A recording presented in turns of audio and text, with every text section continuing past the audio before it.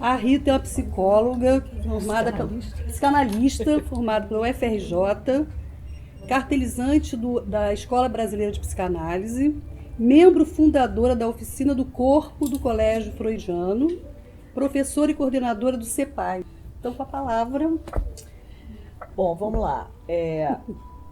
Eu vou fazer o seguinte: o meu objetivo é fazer uma interlocução da psicanálise com a arte e com a política.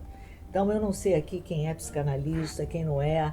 Eu vou tentar amaciar a parte da psicanálise, mas eu fiz um passeio um pouco de como a psicanálise pensa a questão da arte, né?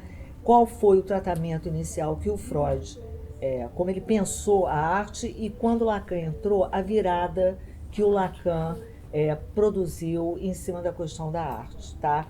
Eu vou ler porque eu tive que fazer um desenvolvimento atrelado para não me perder, e eu vou tentar ir falando para não ficar uma leitura chata, mas eu vou me orientar aqui pelo texto mesmo. Bom, então eu vou partir nessa interlocução da arte com a psicanálise numa frase que o Lacan soltou no Seminário da Lógica do Fantasma, no Seminário 14, que me valeu muito, que ele diz o seguinte: o inconsciente é a política. Então, assim, eu vou desenvolver isso no final da minha fala, mas eu parti desse paradigma dele, o inconsciente é a política. A partir de um rastreamento na obra do Freud, encontramos a formulação sobre a arte abordada por duas principais vertentes: a sublimação e as psicobiografias, com Leonardo da Vinci e Dostoiévski, né? Onde ele tenta construir uma psicanálise da obra e do artista. Eu vou destacar 3 aspectos que eu considero mais importantes da sublimação para abordar a arte, porque o Lacan vai sair fora disso. Ele entra, mas ele se afasta. Tá? Então vamos ver o que a sublimação acrescentou nessa pesquisa do Freud. A sublimação diz do dom enigmático do artista e do seu saber fazer com o seu gozo. Ou seja, o artista como aquele que é capaz de transformar a solução em enigma. Na verdade, é isso que a arte promove, né? A solução tem que ser transformada em enigma, senão ela não tem impacto nenhum de real. Ela também diz de um destino pulsional muito específico para Freud, o mais nobre, né? E que o Lacan vai manter, mesmo fazendo alguns deslizamentos, como, por exemplo, a questão da borda, na medida em que a pulsão percorre o que chamamos em topologia uma estrutura de borda. A pulsão vai sempre percorrer a borda do objeto. E eu penso também que a gente pode inscrever a sublimação como uma formação do inconsciente transferencial. Para quem não é psicanalista, as formações do inconsciente a gente insere os sonhos, os atos falhos, os xistes, tá? Então isso é um nível de inconsciente mais atrelado ao simbólico. Tá? Eu estou colocando isso para poder me afastar, para a gente poder pensar na arte contemporânea. Bom, o Lacan, até o momento do seu ensino, ele também vai abordar a arte pela vertente da sublimação, como ocorre do seminário 7, que é o seminário sobre a ética da psicanálise, até o seminário 11. Nesse período, do seminário 7 até o seminário 11, ele vai tratar da arte como uma organização do vazio e vai associar a arte ao processo de criação artística. Quer dizer, o seu foco aí é que a arte, ao não evitar o vazio, ao contorná-la, estaria em oposição ao discurso da religião e da ciência, que, ao contrário, buscariam preencher esse vazio da coisa, como ele chama. Então, nesse período da obra do Lacan, ele aborda o real em sua relação com o das Ding. Das Ding é a coisa, aquilo que não tem nome e nem tem representação. E coloca a arte no centro, construindo uma borda significante em torno desse oco. E a sublimação seria uma forma de colocar um véu no irrepresentável como uma borda de aproximação da coisa. Quer dizer, já que a gente não pode estar de cara com a coisa, aí entra a questão do semblante, coloca-se um véu. Algo que tenta algo que tenta colocar alguma coisa nesse lugar do qual a gente não chega de cara, como se fosse contemplar o sol, né? Ninguém contempla o sol de cara.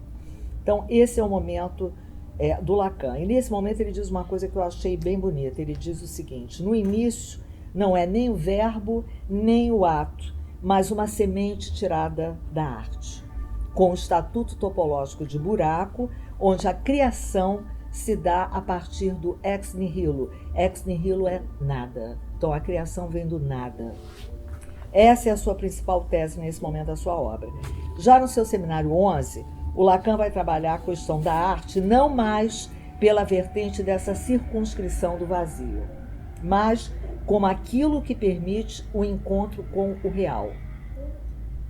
E aí a gente já tem na capa do seminário do Lacan uma anamorfose, com o quadro dos embaixadores, né, do Holbein, e toda a abordagem da questão do quadro, que eu não vou entrar nisso, óbvio, pela questão do tempo. Ele vai trabalhar a esquizo do olhar, o sujeito como mancha. Ele realmente se dedica muito na questão do quadro, da paralaxe do olhar.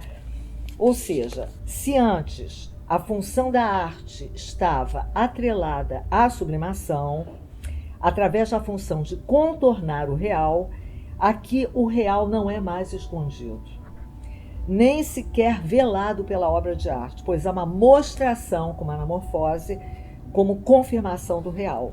Então, essa mudança do conceito entre os seminários 7 e 11 está apoiada na relação do artista com o real, através da construção do objeto da sua obra, que eu prefiro chamar de sobra.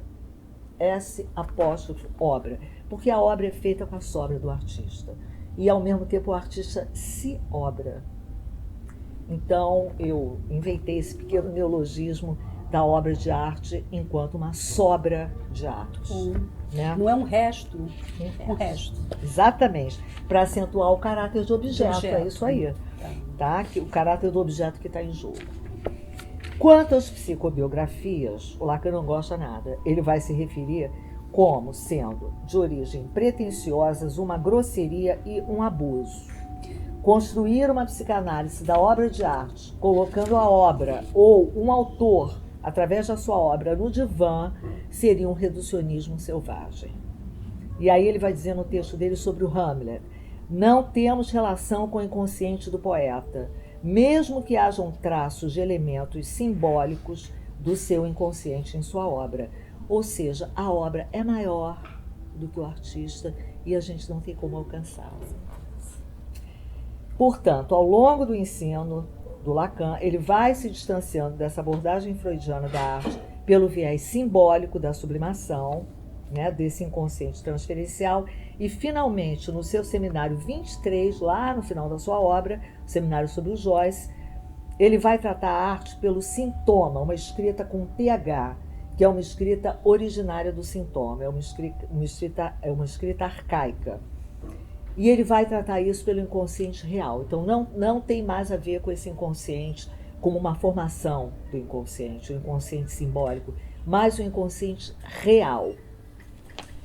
Então, ele justifica da seguinte maneira: para ele, a sublimação pode até produzir um sintoma, mas ele não responde pela suplência, por nenhuma amarração, mesmo elevando o objeto à dignidade de coisa. Não vai amarrar, não consegue, não, pela não sublimação. Consegue. Só dá um jeito para a angústia diante do real, entendeu? É só simbólico. Então, já pelo viés do sintoma, a obra é vista na sua singularidade como a produção de um sujeito e com efeito de enodamento, de amarração, eu vou falar mais disso, para aquele que a cria. Lembrando que a função de enodamento se dá para todo mundo, não é só para o artista, né? Então, com essa formulação, a obra de arte, na contramão da paixão, da decifração dos pós-freudianos, sempre nos revela um ponto irrepresentável, opaco, indecifrável. Essa é a contribuição do último Lacan. Tem um lugar que se esbarra e que ali a gente não chega mais e nem é para chegar. Então, eu gostaria de me servir dessa hipótese de Lacan do inconsciente real para pensar a questão da arte e as suas interseções com a psicanálise através da escrita do sintoma, com TH, já que a proposta da psicanálise é, sobretudo, tratar o real pela letra. O inconsciente transferencial é uma defesa contra o real, tá? Ou seja, nas suas manifestações há uma intenção, há um querer dizer, há algo que se quer dizer, como num ato falho, num sonho, num X, algo quer se dizer. Ao passo que o inconsciente real não é intencional. Então, só para esclarecer um pouquinho, a psicanálise considera uma escrita, basicamente, sob duas vertentes. A do sintoma, sem o TH, como formação do inconsciente, né, articulada ao inconsciente transferencial, e a escrita do sintoma com TH, como função da letra e relacionada ao gozo. Algo se repete, algo que é o incurável de cada um de nós. Mesmo podendo mudar de fase, como a gente observa na construção do estilo de vários artistas. Muda de fase, mas tem algo ali do traço que fica. Bom, para encerrar essa parte de psicanálise, assim, para a gente poder ir entrando mais na arte, eu vou deixar com vocês a principal referência do Lacan para a gente pensar nessa tese do inconsciente real. Ele diz o seguinte: quando o espaço de um lapso não comporta mais nenhum sentido ou interpretação, somente aí se pode estar seguro de se estar no inconsciente. Então é quando é esgotado qualquer possibilidade de sentido ou interpretação. Não se tem mais o que dizer. Por essa trilha, através da escrita do sintoma, verificamos então um desvio nebiano entre o artista e a obra, que vai elevar esse não sentido à divindade de semblante. E se a fantasia do Criador aparece na obra, é um saber, não é um saber a ser decifrado. É um saber que prescinde da psicanálise. A gente tem que ter essa humildade também, né? É um saber que prescinde da psicanálise, pois o autor cria a obra que lhe recria e lhe dá um nome. Então tem uma via dupla aí. O autor cria a obra, mas a obra também cria o autor. Então, a minha finalidade aqui hoje não é interpretar a obra, muito menos um artista ou o gozo do artista, porque o objeto que seria recortado já foi recuperado pelo artista na sua própria obra. Assim como o feminino, quando se trata da arte, não se aplica o universal. A estrutura da arte me parece ser então uma escritura da solidão de cada um, na singularidade de cada criação. Logo, a sua estrutura é a do não todo, como a estrutura do um a um. Eu chamei isso de uma estética do dejeto, tá? Quer dizer, a arte, ao se inscrever no universo infinito do não todo, atravessa tudo que se refere à natureza e desvela o real. Essa é a sua maior potência política, o poder de denúncia daquele real que não cessa de não se escrever, daquilo que não tem sentido. Bom, Lacan nos alertou para o fato de que o analista não deve recuar diante do horror que a gente vai ver, né? Por quê? Porque o mais horrível, o mais imundo, é justamente o que há de mais humano. Um monstruoso que habita o cerne do sujeito e do coletivo. E a arte, como não sabido que sabe, chega antes. Esse imundo do sujeito, quando articulado ao discurso da ciência e do capitalismo, através dos significantes mestres que estão no comando de cada época, porque cada época tem os significantes próprios. A gente vai ver uma, mas a gente pode reatualizar para a nossa, né? Então, esses significantes podem escrever uma outra política sob a regência de parâmetros e promessas de felicidade que levam ao pior. Eu gosto de escrever a estética com apóstrofo, ética, porque tem uma separação ali, né, da estética que inclui uma inflexão ética, né? Mas essa estética, sem a reflexão ética, ela busca a qualquer preço, é o que a gente vai ver, um bem. Seja através dos ideais da felicidade, do belo ou da pureza. Quer dizer, eu me refiro a uma estética da destruição que acompanha um ideal de purgação total de gozo, conduzindo ao pior. E por quê? Porque é movida por uma fantasia ou um delírio que eu proponho nomear como a fascinação em reduzir o sujeito a uma máquina. Então eu coloco como questão, será que podemos pensar a dimensão do trágico no homem sob o pano de fundo desse fascínio pelo mecânico, a nostalgia de uma natureza perdida, cuja perda é o real? Para refletirmos, vou tomar 2 representantes antitéticos dessa hipótese. O documentário Arquitetura da Destruição, de 1989, onde veremos como uma estética do belo pode chegar a uma foraclusão radical da castração, sustentada pelo fascínio da imagem perfeita do corpo-povo até a destruição no extremo da pulsão de morte. Por outro lado, para que a psicanálise se deixe orientar pela bússola da arte, servindo-se do artista um contraponto. Guernica de Picasso, um paradigma de resistência, um clássico inesgotável do valor político da arte que sempre provoca algo mais a dizer. É por aí que eu gostaria então de articular a psicanálise, a arte e a política, né? Antes da gente passar para o trecho do filme, eu escolhi uma epígrafe introdutória do que a gente vai assistir, que é uma citação do Lacan, que diz o seguinte: o falacer, que é o sujeito, né? O falacer adora o seu corpo, porque ele crê que o tem. Na realidade, ele não tem. Mas seu corpo é sua única consistência. Consistência mental, é claro, pois o seu corpo sai fora a todo instante. Eu penso que eu sou isso, mas cada um de nós somos apenas pequeno furo. Pensam que são substâncias, mas são furos criados pelos significantes. Esse é o primeiro engano do imaginário, crer que somos substância. Minha proposta é pensar esse primeiro engano do imaginário, a meu ver situado na medula do trágico, como o engodo, fazendo uma brincadeira aí com engod, tomando o belo na sua função de encobrimento, de foraclusão da castração, a serviço da fascinação e da crença delirante no ideal do corpo puro.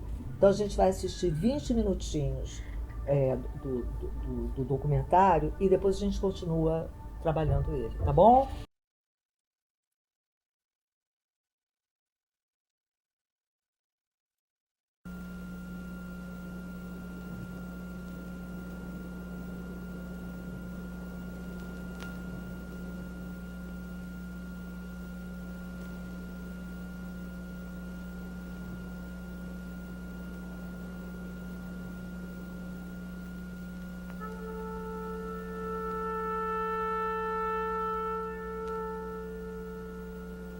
Von einem kleinen Dorf mitten in Deutschland wird berichtet, dass die Leute Anfang der 30er Jahre eine eigene Auffassung vom Nationalsozialismus hatten. Der Nationalsozialismus, so meinten sie, habe etwas mit Reinheit zu tun. Ja, man glaubte sogar, das Wichtigste daran sei, auf das Sexuelle zu verzichten. Und wenn die alten Frauen im Dorf über diese harte Forderung sprachen, schüttelten sie bekümmert ihre Köpfe und sagten, Nationalsozialismus, das ist schwer. Sowas schafft wohl nur der Lehrer oder vielleicht der Friseur. Wenn auch die Leute im Dorf den Nationalsozialismus auf ihre eigene Weise verstanden, hatten sie doch etwas Wesentliches erfasst, nämlich den Traum der Nationalsozialisten, durch Reinheit und Opfer eine schönere Welt zu schaffen.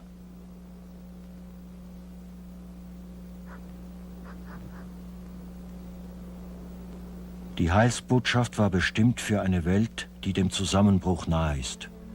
Ewige Dämmerung droht sich auf die Erde herabzusenken. Die Nationalsozialisten glaubten, die Wurzel des Unheils entdeckt zu haben und machten sich anheischig, sie zu beseitigen. Gereinigt und von Verfall bewahrt, sollte sich ein neues Deutschland erheben, stärker und schöner als je zuvor.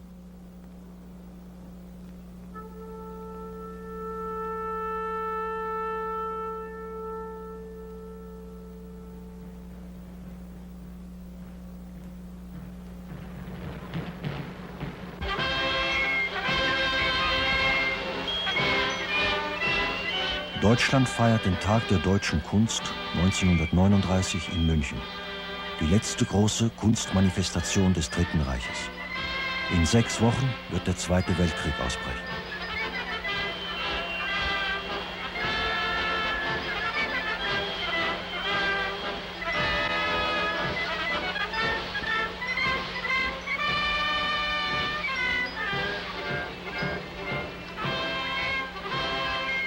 Ja, diese Regierung, die zu mehr als der Hälfte aus Männern besteht, die sich einmal künstlerischer Arbeit widmen wollten, ist sich der Bedeutung des Künstlers als Vermittlers bewusst. Diese Erklärung stammt von Hans Friedrich Blunck, Schriftsteller und Präsident der Reichsschrifttumskammer. Und er fährt fort. Diese Regierung, die aus einer Opposition gegen den Rationalismus entstand, kennt die innerste Sehnsucht des Volkes und die Himmel und Erde umspannenden Träume, die nur ein Künstler zu gestalten weiß.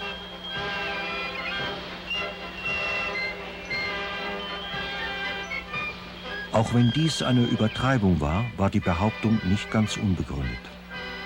Von Anfang an schlossen sich der Partei auffallend viele gescheiterte Künstler an. Gescheiterte Künstler prägten später auch die Führungsschicht des Dritten Reiches.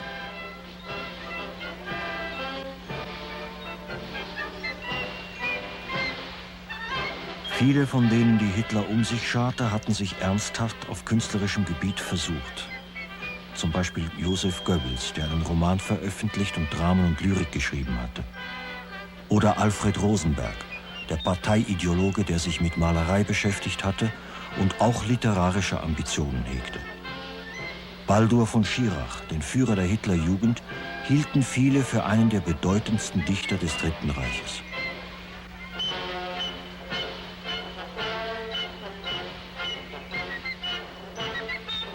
Und Hitler selbst war ein gescheiterter Maler, der davon träumte, Architekt zu werden. Diese Träume hat Hitler nie aufgegeben und seine künstlerischen Versuche lassen sich bis in die 20er Jahre hinein verfolgen. Pedantisch ausgeführte Aquarelle im Postkartenstil.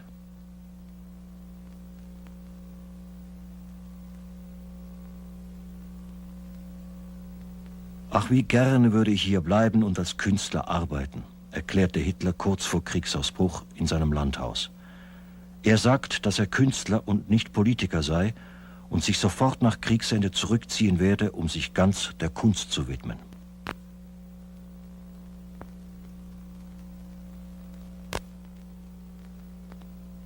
Als 18-Jähriger hatte sich Hitler erfolglos um einen Platz an der Kunstakademie in Wien beworben. Deren Ablehnung traf ihn hart und er verschwieg seinen Misserfolg. Statt in seine Heimatstadt Linz zurückzukehren, blieb er in Wien. Er streift in Wien herum, besucht die Oper und malt ein bisschen. Zuweilen widmet er sich weitschweifigen künstlerischen Projekten. So versucht er, dilettantisch am Klavier, gemeinsam mit seinem Jugendfreund August Kubitschek, nach einer von Richard Wagner bereits verworfenen Idee, eine Oper zusammenzuschreiben.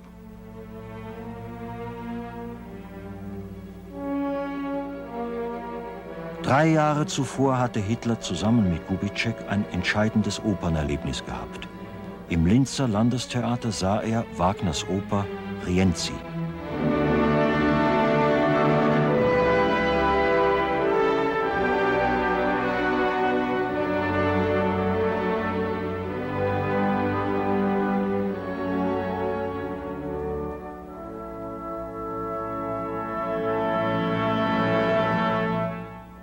Die Oper spielt im Rom des Mittelalters. Rienzi, der große Volksredner, erhebt sich gegen die römische Oberklasse. Er will die Uhr um 1500 Jahre zurückdrehen und die antike römische Republik wiederherstellen.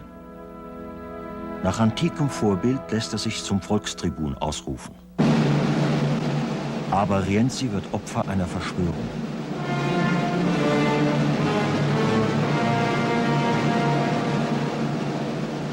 Zuletzt verschanzt er sich kämpfend im Kapitol von Rom, das brennend über ihm zusammenstürzt.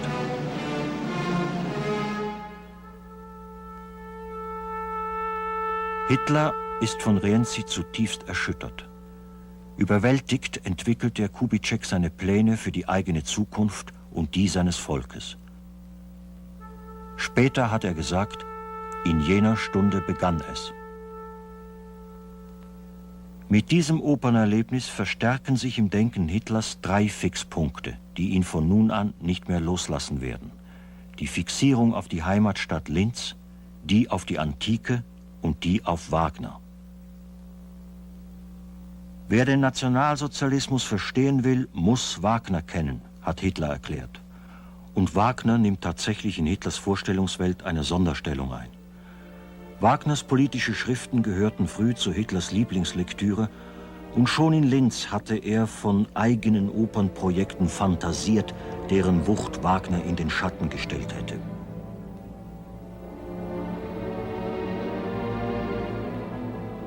Gerade die Möglichkeiten der Bühne faszinierten Hitler. Die fantastischen Illusionen, die Wirklichkeitsflucht.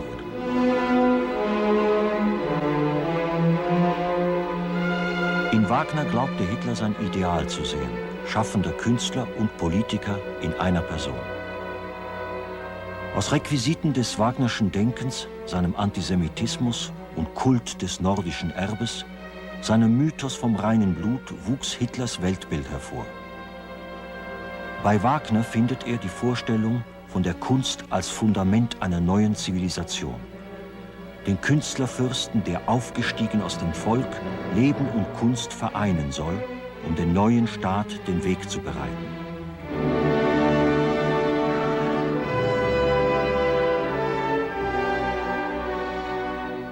In der politischen Arbeit fand Hitlers künstlerische Anlage ein Betätigungsfeld.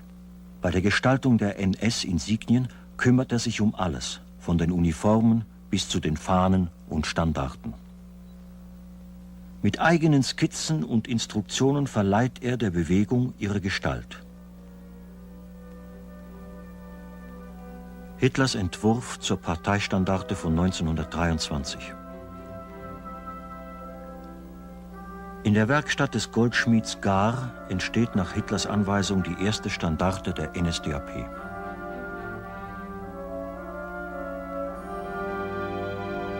In der Propaganda konnte Hitler seine künstlerischen Ambitionen ausleben.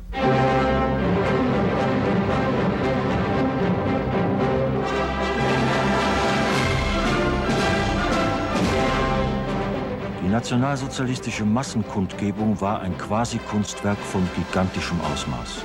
Mit Hitler als Szenograf, Regisseur und Hauptdarsteller.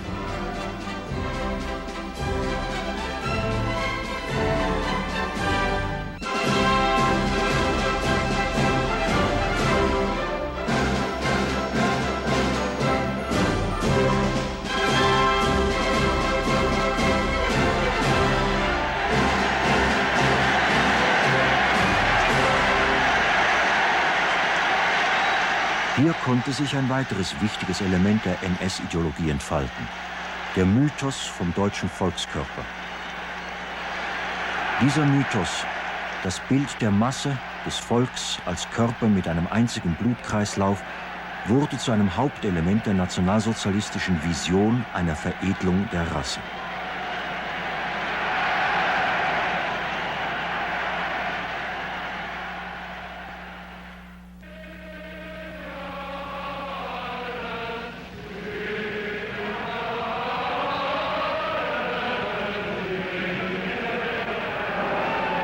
30. Januar 1933. Die Nationalsozialisten feiern Hitlers Machtergreifung.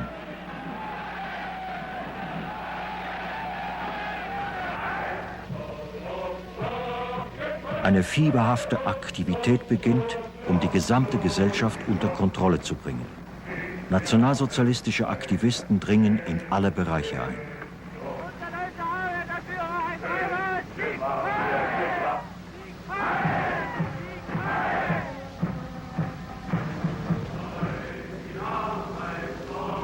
Im März erscheint ein Aufruf, was die deutschen Künstler von der neuen Regierung erwarten. Verantwortlich ist eine Dachorganisation der NS-Kulturverbände.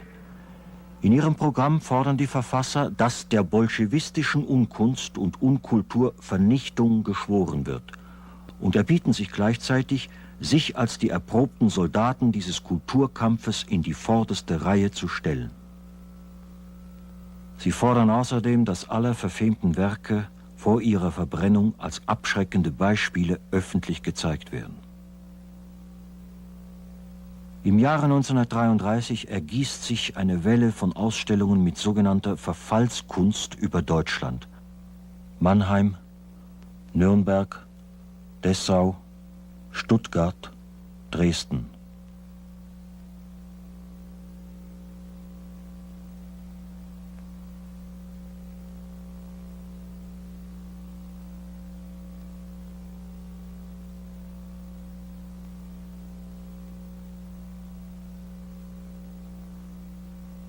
Bereits Anfang der 20er Jahre war die Kunst ein vorrangiges Interessengebiet des Nationalsozialismus. Kulturelle Degeneration wurde von vielen als eine reale Bedrohung aufgefasst. Verfall wurde zum Modewort des deutschen Kleinbürgertums. Hinter allen Verhängnissen, die Deutschland heimgesucht hatten, vor allem hinter dem sogenannten Kulturbolschewismus, erblickte man den Juden als wahren Drahtzieher und Feind.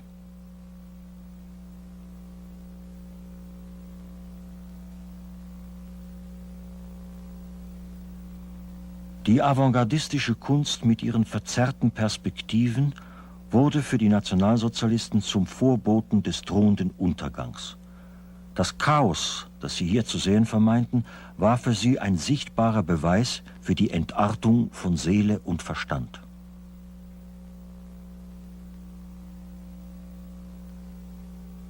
(1928) wurde unter Leitung Alfred Rosenbergs die erste NS-Kulturorganisation gebildet.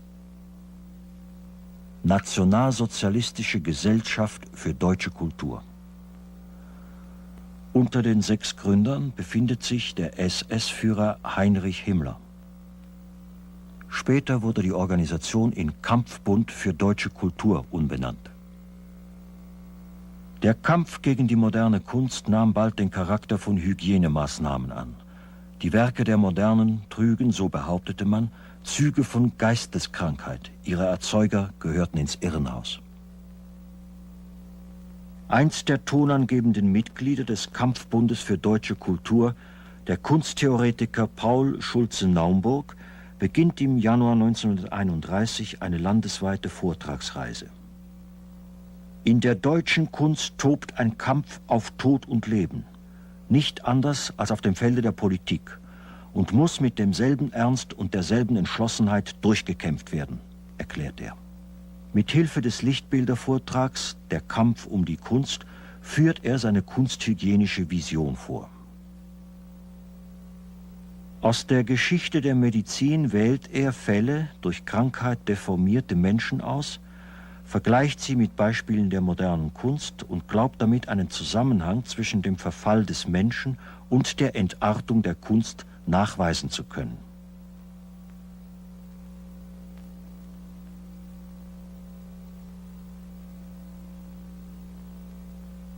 Krankenbilder und Diagnosen wurden ihm hierzu von Professor Weigand von der Psychiatrischen Klinik der Universität Hamburg zur Verfügung gestellt.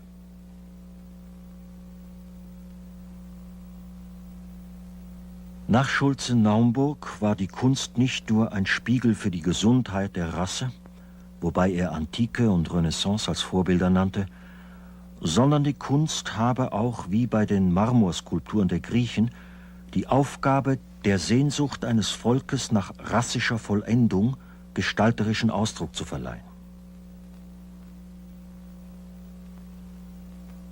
Es gibt niemanden, der beim Anblick dieser Bilder andere Vorstellungen haben kann als von grausam entstellten Menschen, wie wir sie in Kliniken, Idiotenanstalten oder an Orten finden, wo sich Krankes und Verkommenes unseres Menschengeschlechts sammelt, konstatiert Schulze-Naumburg.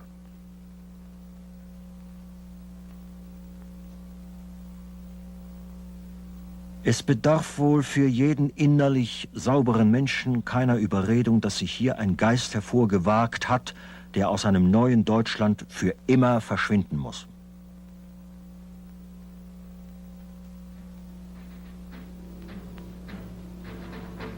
Am 14. Juli 1933 wird ein Gesetz erlassen. Dies Gesetz soll Helfer sein, das Kranke auszumerzen. Ebenso wichtig ist es, das Gesunde und Starke zu fördern. Das Gesetz ermöglicht die Zwangssterilisierung von Geisteskranken, Asozialen und erblich Belasteten. Aber dieses Gesetz ist nur der Anfang eines Prozesses, der nun ins Rollen gerät.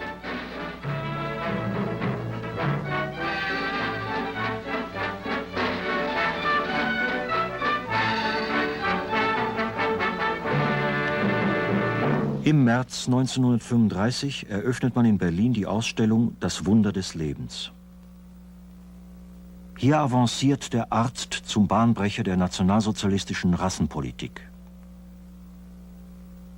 Im Kampf für das reine Blut geht man zum Angriff auf Juden, Rassenmischung und Verfall über.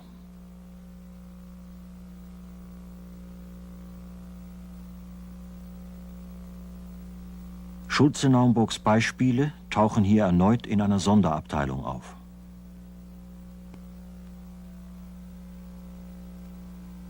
Ein anderer Teil der Ausstellung ist den Geisteskranken und Asozialen gewidmet.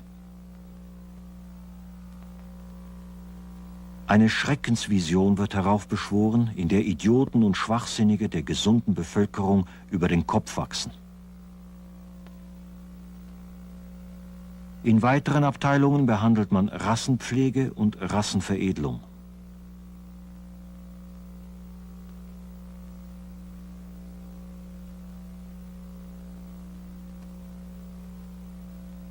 Das Gebot unserer Schönheit soll immer heißen Gesundheit, stellte Hitler fest, und die Medizin sollte von nun ab durch geeignete Eingriffe diese Schönheit garantieren. Der Arzt wurde zum ästhetischen Experten und das ästhetische Problem zu einem medizinischen. In der Ausstellung zeichnen sich bereits die Voraussetzungen der Vernichtungspolitik ab. Der Arzt sollte sich nicht länger darauf beschränken, den Einzelnen zu heilen, sondern Arzt des Volkskörpers werden, ein biologischer Soldat, der gegen kranke und minderwertige Elemente kämpft, die den deutschen Volkskörper bedrohen. In der NS-Gesellschaft tritt nun der uniformierte Arzt in das erste Glied. Die Nazifizierung der deutschen Ärzteschaft hatte schon während der ersten Monate des Dritten Reichs eingesetzt. Jüdische Ärzte wurden schnell aus ihren Stellungen entfernt. Dieser massive Ausstoßungsprozess schuf ungeahnte Karrieremöglichkeiten. Ärzte mit der richtigen ideologischen Einstellung kamen rasch hoch. Inspirado na antiguidade clássica grega, produzindo o ápice da violência, da segregação e do ódio. Como previu Hannah Arendt, ideal que retornará, embora travestido com outras roupagens, ou seja, outros significantes. Vai voltar sempre isso. Quer dizer, o isso, no sentido freudiano, retorna. Tá? E aí eu me indago, qual o ideal que sustenta esse imperativo de gozo? O que está por trás disso? Que ideal é esse? Falar um pouquinho do diretor, que começou a vida como fotógrafo, designer, e o diretor do documentário, nascido na Suécia em 1946, é filho de um judeu alemão que fugiu de Berlim em 1938, o pai, né, tentando escapar da perseguição nazista.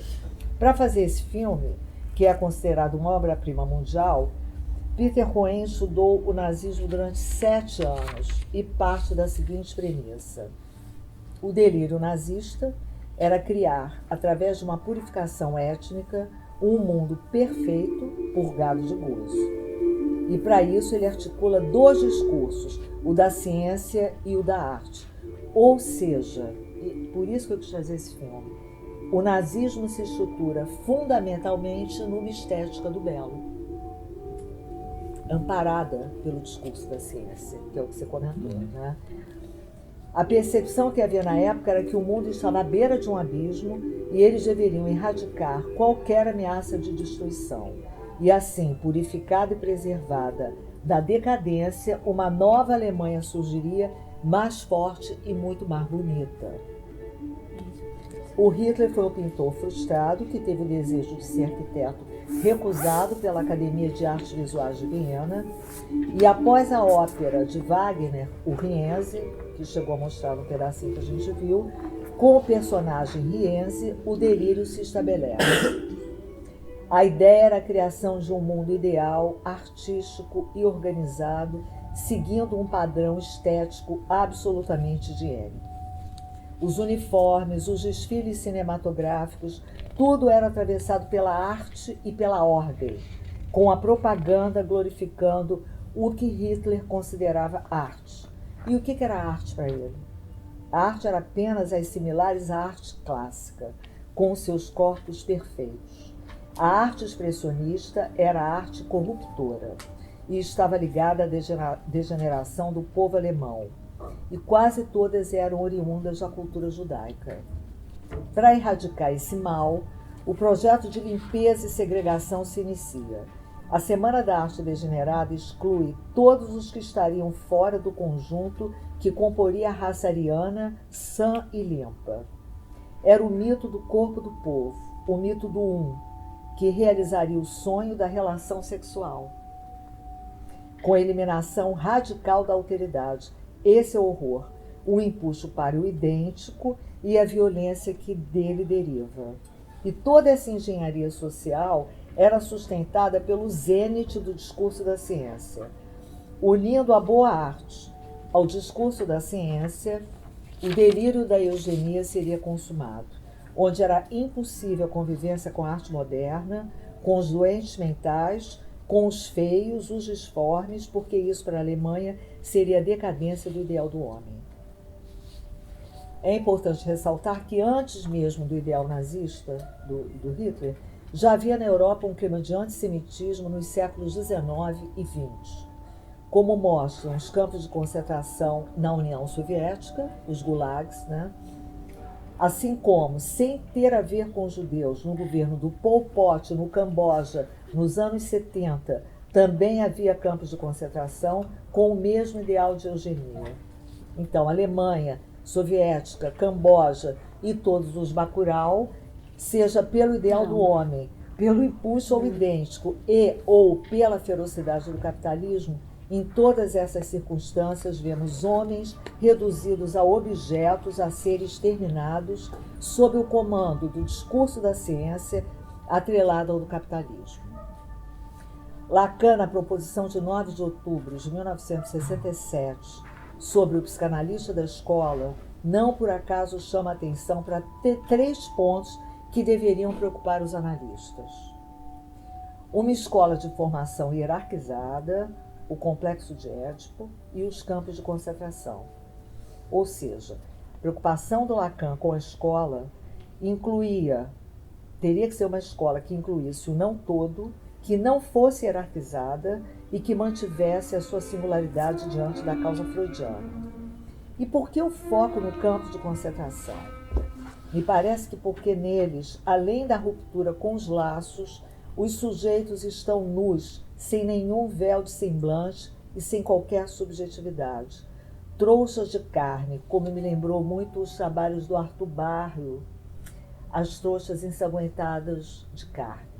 As pessoas eram isso. Nesse texto do Lacan, ele nos alerta para as novas formas de segregação e novos modelos de campos de concentração, e destaca o lugar que a ciência ocupa nessas engrenagens de poder do mundo atual.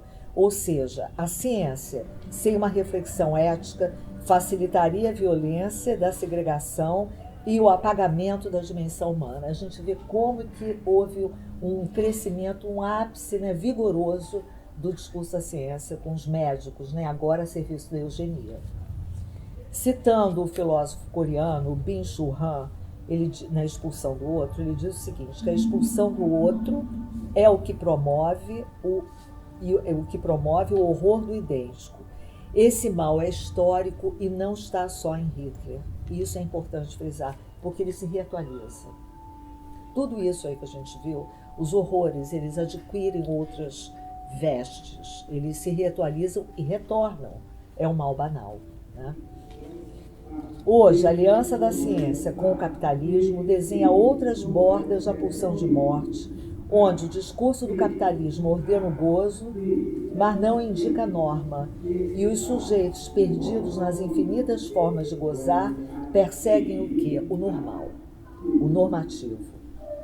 Em oposição a isso, diante da fratura do real, a psicanálise faz face à lógica da totalização do demonstrando o furo, o equívoco e fazendo aparecer o laço social como forma de suplência do real.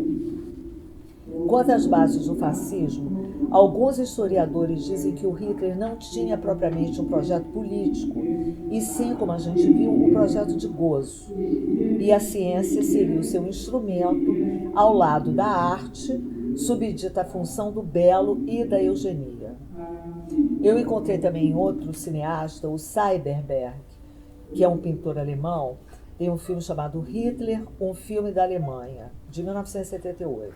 Esse filme foi, inclusive, muito criticado, porque acharam que ele estava um pouco defendendo o nazismo, mas realmente não é disso que se trata. Ele diz o seguinte: ele se refere ao sombrio do fascismo como uma crescente beleza do mal, sendo desse pântano que surge a arte. Ou seja, uma fascinação por uma estética do belo que, mais do que elide, foraclui a castração, os doentes, os deformados, né? Quer dizer, o belo teria que eliminar.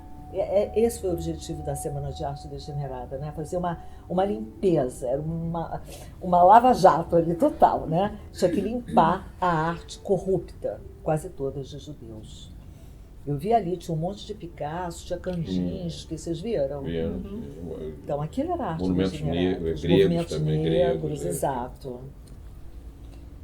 Não é de hoje que assistimos a uma tendência crescente, generalizada do discurso da ciência para tentar explicar o humano por algum mecanismo físico, genético e neurológico. Uma ideologia onde todo o âmbito subjetivo seria determinado por uma causalidade mecânica. E delírios são construídos, né? O próprio projeto do Freud, o projeto de uma psicologia científica, de 1695, que, digamos, a gente considera como um período pré-psicanalítico, o Freud tenta ali situar nas redes neuronais, localizar a linguagem e todas as representações. Mais tarde, numa carta aflita, ele confessa, ele falou, isso foi um delírio. Não havia possibilidade. Não havia. E o que ele faz? Ele abandona isso para escrever a interpretação dos sonhos. É maravilhoso. Né? O primeiro modelo, vamos dizer assim, de um aparelho psíquico, mas aí baseado nas regras da linguagem, de conversação, de julgamento. Foi muito difícil para o Freud fazer uma ruptura. Porque ele, como neurologista, exatamente, ele procura, né, ele alguma materialidade do inconsciente, ele vai procurar e não encontra, né? Não tem. Ele tentou uma metáfora, a meu ver, da neurociência. Exatamente. Naquela época. Que hoje, exato, ele abandona. Quando ele abandona, ele marca a distância do sujeito para o neurológico. Então, eu estou falando isso tudo porque eu quero chegar nessa maluquice que é esse ideal do homem-máquina, que eu acho que isso aí é um fundamento importantíssimo, que serve de gasolina para esses delírios. Eu acho que o Hitler nem queria matar tanto judeu, nem queria tanta loucura. Ele queria uma Alemanha toda bonitinha, como a gente vê no início. Visando tudo belo, visando a arte. Exatamente. Né? De uma forma artística, que é impressionante. É impressionante isso. Tem um livro do francês chamado Homem-Máquina. Cala a boca que eu vou falar disso agora. Tá aqui, Lametria. Exatamente, é o Luiz Lametria. Luiz Homem-Máquina. Isso aí, eu vou chegar agora. Então, uma fantasia em que haveria uma causalidade no humano. O homem não aguenta ser humano. A verdade não suporta o humano da gente, o imundo, o podre. Então o homem quer limpar isso. Exatamente. Que é o que a arte exibe. É aí que eu quero pegar o Picasso com a Guernica, né? Porque a arte escancara isso. Então, essa fantasia que haveria uma causalidade no humano, sugerindo que as nossas vidas seriam governadas pelo mecânico, tendo em seu cerne a fascinação, eu vou insistir muito nisso, tá? Vocês me desculpem, a fascinação em reduzir o sujeito a uma máquina. E aí eu fui fazer uma pesquisa etimológica na palavra fascista. E eu encontrei duas pérolas. Primeira, adjetivo usado tanto no masculino como no feminino, quer dizer, não tem gênero. E derivado da palavra em latim faces, que significa feixe de varas amarradas ao redor de um machado. Em Roma, os faces eram usados para punir quem desobedecia à lei. E a palavra fascinação também deriva desse mesmo radical, faces. Então, faces, fascínio, fascista, vem tudo de faces, esse feixe de vara que dava porrada em quem desobedecia à lei. O chicote, né? Sei o que a gente vai fazer com isso, mas isso aí, né, abre portas. O fascínio pelo mecânico, você já antecipou aí, vem de longe. Eu acho que vem de sempre. O Miquel Bassols, psicanalista catalão, em seu texto As Neurociências e o Sujeito do Inconsciente, diz que o rastreamento desse fascínio data do século XVIII, quando Lametrie, em 1748, escreveu O Homem-Máquina. Para os cientistas da época, seria possível reduzir o sujeito a uma máquina que teria como modelo final um autômato. Mas quer me parecer que esse delírio em seu fundamento é um fato de estrutura. O Freud também falou desse fascínio, do homem-máquina, no seu texto Estranho. Fiquei impressionada como é que ele abre o texto, sugerindo que, inclusive, não sei se vocês já tiveram aqui esse texto, já do Estranho, trabalhamos, tá? Ele Adriana... abre e, num determinado momento, ele fala o seguinte: se quiserem pesquisar mais a origem do estranho, tem que ir para a estética. Para a estética. Eu esqueci de trazer o livro, mas está anotado, eu posso até ler o parágrafo depois.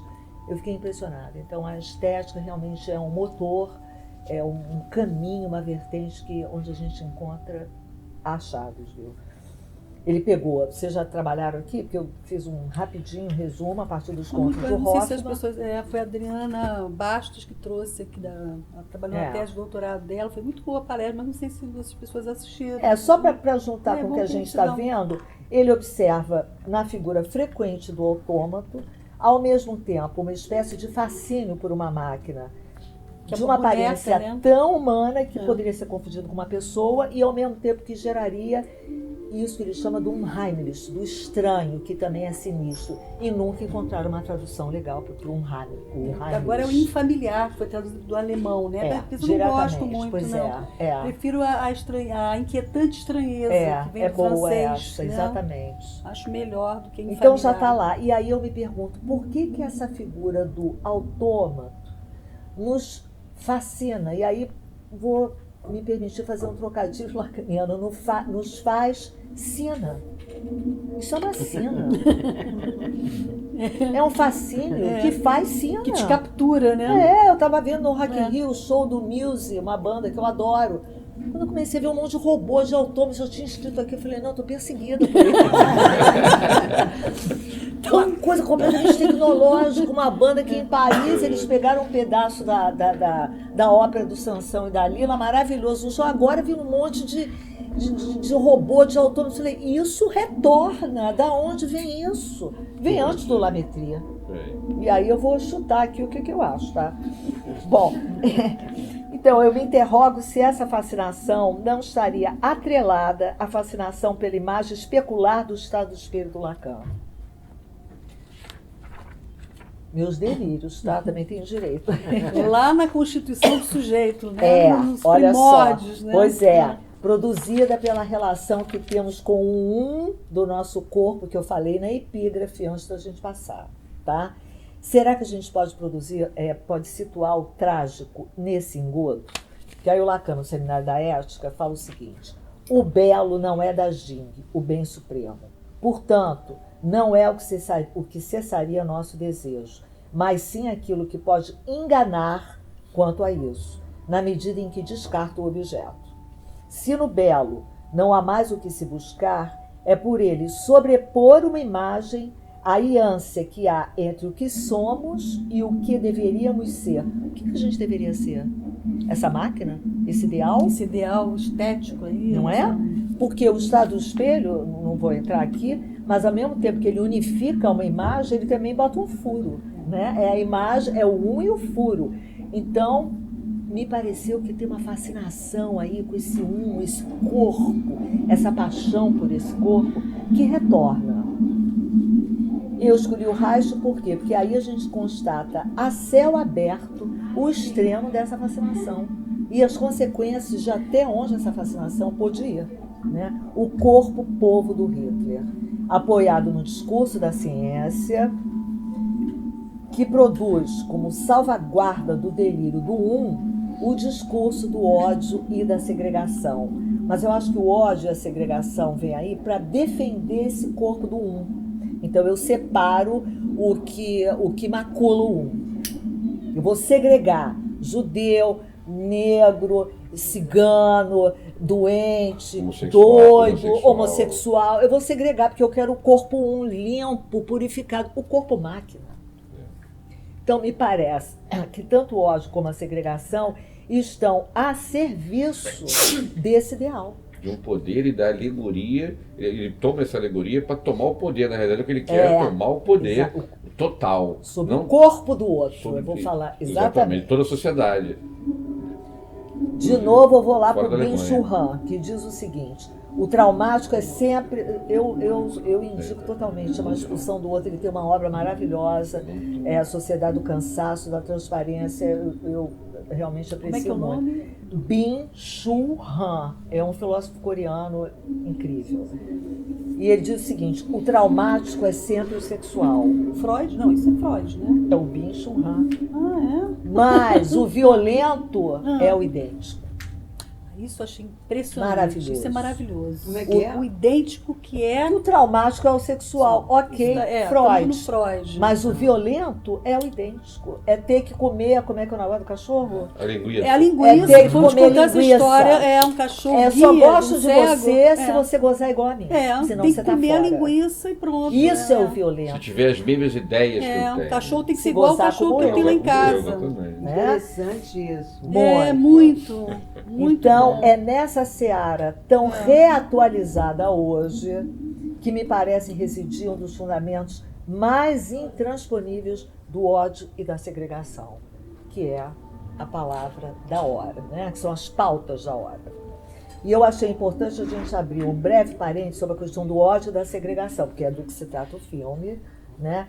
À luz, e os seus efeitos políticos, à luz da psicanálise. Eu vou um pouquinho para o Lacan, se me permitem. No seminário 5, o Lacan diz o seguinte: tu és aquele a quem odeias. Eu odeio, essa frase é muito forte. Aí é. Ou seja, eu vou tentar decantar o Lacan. Ou seja, no fundamento da recusa do outro está o ódio ao meu próprio gozo. Então, tanto em Freud como em Lacan, o ódio é um resíduo que está no início de toda identificação e está na origem da nossa relação com o outro. O semelhante. Exato. O afeto, que é outra coisa primordial, é o amódio. A gente ama e odeia quem a gente gosta. O amódio está sempre junto. Mas no início não está esse amor ao pai. No início está um ódio ao gozo. Essa raiz do ódio para o Lacan permanecerá como posição fundamental como em relação ao outro. E é isso que tem que ser trabalhado, sublimado, civilizado, né? Quer dizer, desconsiderar e eliminar o ódio, a mim me parece que é o sonho impossível da histérica. Porque a gente sabe que o obsessivo recalca o amor, o obsessivo não aguenta amar, ele só aguenta odiar. E a histérica não aguenta odiar. A histérica que é um mundo imagine, todo mundo de mão dada. Então quando vem o ódio, ela não aguenta. Não é? O obsessivo recalca, não é? A histérica que é o amor, quando ela descobre que não ama, ela cai dura. Mas assim, tá junto. No início de tudo há o ódio. Então vamos entrar só mais um pouquinho nesse ódio para a gente poder dar conta, inclusive da arte, né? Tem que odiar para fazer uma tela como Guernica. Na origem da constituição do sujeito, sempre ocorre uma invasão do outro gozo. Esse é o traumatismo estrutural que nos faz permanecer separados do nosso gozo. Ou seja, no ódio há sempre um certo complexo de intrusão, onde o outro é um intruso, um estrangeiro, né? e toda análise deverá conduzir a um saber fazer com esse ódio estrutural. Todas as políticas segregativas que exacerbam o nós contra o eles, em lugar do laço social, reativam a forma mais virulenta da pulsão de morte, que eu chamaria de pulsão segregativa. Eu segrego quem eu odeio. Que tá aí, né? É o que a gente está vivendo ultimamente. Com a evaporação do pai, na medida em que o discurso da ciência não faz laço, o que vai predominar é o estatuto do puro sujeito da ciência e seu respectivo representante, o homem-máquina. É isso que a ciência quer. Ou a submissão ao pai da exceção do totem tabu, onde os sujeitos, através da religião, dos discursos religiosos, buscam unir os seus corpos. Então Lacan vai dizer uma coisa que é interessante. Ele vai dizer que a segregação sempre diz respeito ao um do corpo. O que vem esculhambar esse um do corpo, eu cuspo. Não diz respeito ao significante, ele diz respeito ao um do corpo. Isso, nesse documentário, para mim fica muito claro. Né? O um do corpo, o povo da Alemanha. Esse um segregando. Era a Alemanha purinha, bonitinha, toda purificada, higiênica. E cada vez é uma pauta para isso, corrupção, porque vai entrando. judeu. Mas sempre tem um filósofo, tem filósofo no meio disso, né? Da qual o Lidecker... Tem palavras bonitas, né? Esse aí foi Mas Heidegger. isso não é feito de uma forma grotesca, Heidegger não. também, na música Heidegger. O Hitler era muito Wagner, bom, né? O Wagner. Não, diz que Nietzsche não era, não. Diz que era o Heidegger. O Heidegger era. Heidegger. Engraçado o casamento do Heidegger com a Foi ele. Hannah Arendt, né? Aquele Exatamente, amorzinho que a Hannah Arendt, uma judia E apaixonada depois ele, né? mas depois Foi, ele é. massacrou ela. Depois ele massacrou. ela. Porque Ele foi ela cruel. era de outra Ele foi, estirpe. No dia também era ele foi perverso. socialista. Mas assim, o Hitler, ele tinha um embasamento, ele tinha uma consistência de muita cultura. Era louco e delirante porque visava essa higiene toda, né? Mas ele foi fundamentado, diferente da nossa tradução atual, sem querer entrar em muito detalhe político, né? Mas assim, a nossa tradução dos movimentos neofascistas não tem esse anteparo da cultura do Hitler. Ele se inspirou, delirantemente, mas se inspirou. Aquela arte toda O nosso inicial, foi né? Augusto com Conte. O esculturas, nosso foi Augusto Conte, que era um positivista. Nem sei o que resta hoje. Hoje E não. também foi uma estratégia, porque seria muito difícil para ele partir direto da chacina. Então ele tinha que convencer um povo que era culto. para Então, poder o povo que era seduzir. culto e tanto que ele lançou essa vamos dizer assim, essa liderança cultural primeiro, depois veio a higienista dizendo O discurso da ciência. o discurso da ciência. Então foi uma estratégia dele também. Claro. Porque imagina convencer, porque todos os alemães daquela época são culpados, porque também estavam envolvidos. Estavam Não é juntos. isso, mas foram que nem. Agora, se o Hitler, depois a gente fala disso, eu vou só meio que concluir, mas se ele era realmente um paranoico, creio eu que ele acreditava nisso. Ele acreditava. Assim, Com talvez, certeza, né? Essa construção toda delirante. Com certeza. Então, seguindo só um pouquinho mais na segregação, que diz respeito a esse um do corpo, e que vai se apoiar, eu acho importante, porque ela vai se apoiar da gente estabelecer uma diferença na segregação, nas fronteiras e dos litorais, né? Porque a segregação ela se apoia em classificação para estabelecer fronteira. Ariano, judeu, negro, branco, né? Ela classifica e estabelece fronteiras, mas sempre a partir dos significantes de cada época. O que vale hoje não é os significantes daquela época. Então, o Lacan inventou um neologismo que eu gosto muito, que chama-se extimidade, que é algo de mais íntimo e próximo do sujeito, mas que está fora. Então, essa noção da extimidade, porque agora eu vou tentar fazer uma ligação da psicanálise com a arte. Essa noção da extimidade diz respeito ao final de um percurso de uma análise, mas também a esses abusos cometidos que divide, que segrega e que exclui. Tá? Então, se a gente pensar na travessia de uma análise, o que a gente vai experimentar é a solistência, né, usando uma linguagem do Guimarães Rosa, é a solidão de cada um. Né? E ao seu término, a gente conclui, no final de uma análise, que ser um imigrante é o próprio estatuto do sujeito. Somos sempre imigrantes. Não há outra morada senão no outro. Então, para o sujeito que fala, que deseja e goza, esse país estrangeiro é o seu país natal. Quanto à questão do ódio, a questão que se coloca é o que faz com que esse outro seja outro para que ele seja tão odiado em seu ser. E o Lacan vai dizer, é o ódio do gozo do outro. Essa é a raiz do racismo. Se o outro está no interior de mim, mas em posição de extimidade, está fora, trata-se do meu próprio gozo. Ou seja, o outro existe e é a parte que odiamos em nós.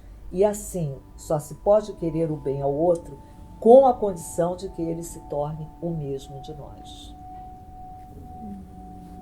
Em outras palavras, o ódio é sempre da maneira particular que o outro goza. O ódio à alteridade, o ódio ao não todo, que é encarnado pela mulher, não por acaso a incidência de tanta violência contra a mulher, porque a mulher encarna esse não todo, tão odiado, né?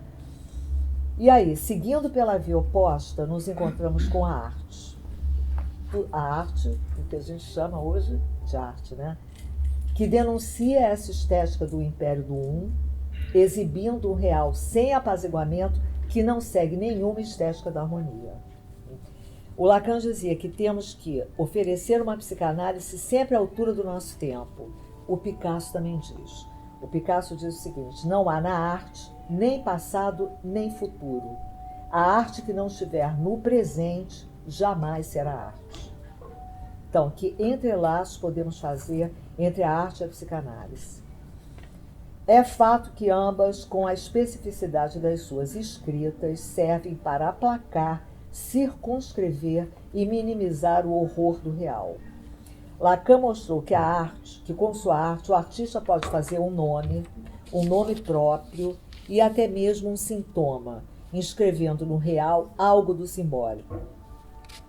O discurso da arte contemporânea mantém aspectos análogos à noção de sintoma abordado por Lacan, na medida em que tanto a arte como a psicanálise rompem com o semblante e recorrem à invenção de um artifício como uma forma de lidar com o real. Então, ambas fazem uma operação de redução do imaginário e deixam em suas criações a marca do real. A obra é então criada sobre o esvaziamento de sentido e a imersão da letra. A meu ver, é nesse sentido que a arte contemporânea e a psicanálise lacaniana teriam um ponto em comum. Para ilustrar o lugar subversivo e ético da arte, na contramão da estética da destruição, vou me servir do artista na denúncia do real com Guernica. Pelo tempo eu não vou descrever sobre a obra do Picasso, mas vou só recortar algumas passagens para situar o impacto dessa obra, né? Em uma conversa com Georges Braque sobre a sua posição política no Partido Comunista, Picasso diz o seguinte: a arte tem sido a minha arma. A arte não conseguiu evoluir por causa da perspectiva. Tudo que o Hitler queria tirar, né? O ponto de fuga afasta tudo do observador. Tem que sumir com o ponto de fuga. Ou seja, era preciso desafiar todas as regras da perspectiva, sumir com a luz, com a forma e com a cor, destruir tudo. E isso, para Picasso, era o início da revolução. E ele se compara a Sade dizendo: Sade destruiu as regras da literatura e eu a dos grandes mestres. Então, com Picasso e tantos outros, a arte moderna faz um corte com as pinturas feitas para os poderosos, os aristocratas da época, montado em seus cavalos, né, exibindo assim um certo exercício de poder e de dominação, e Picasso dá vários golpes nesse império da imagem.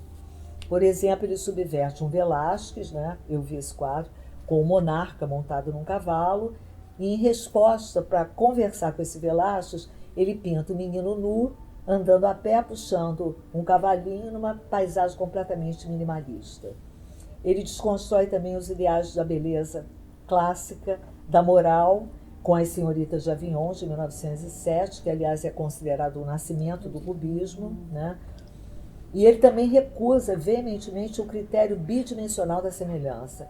Ele diz que é fotografia, né? Ele dizia o seguinte: quem quisesse uma cópia da realidade que fotografasse, pois ele ia pintar o que ele queria, além da aparência, e produz Guernica.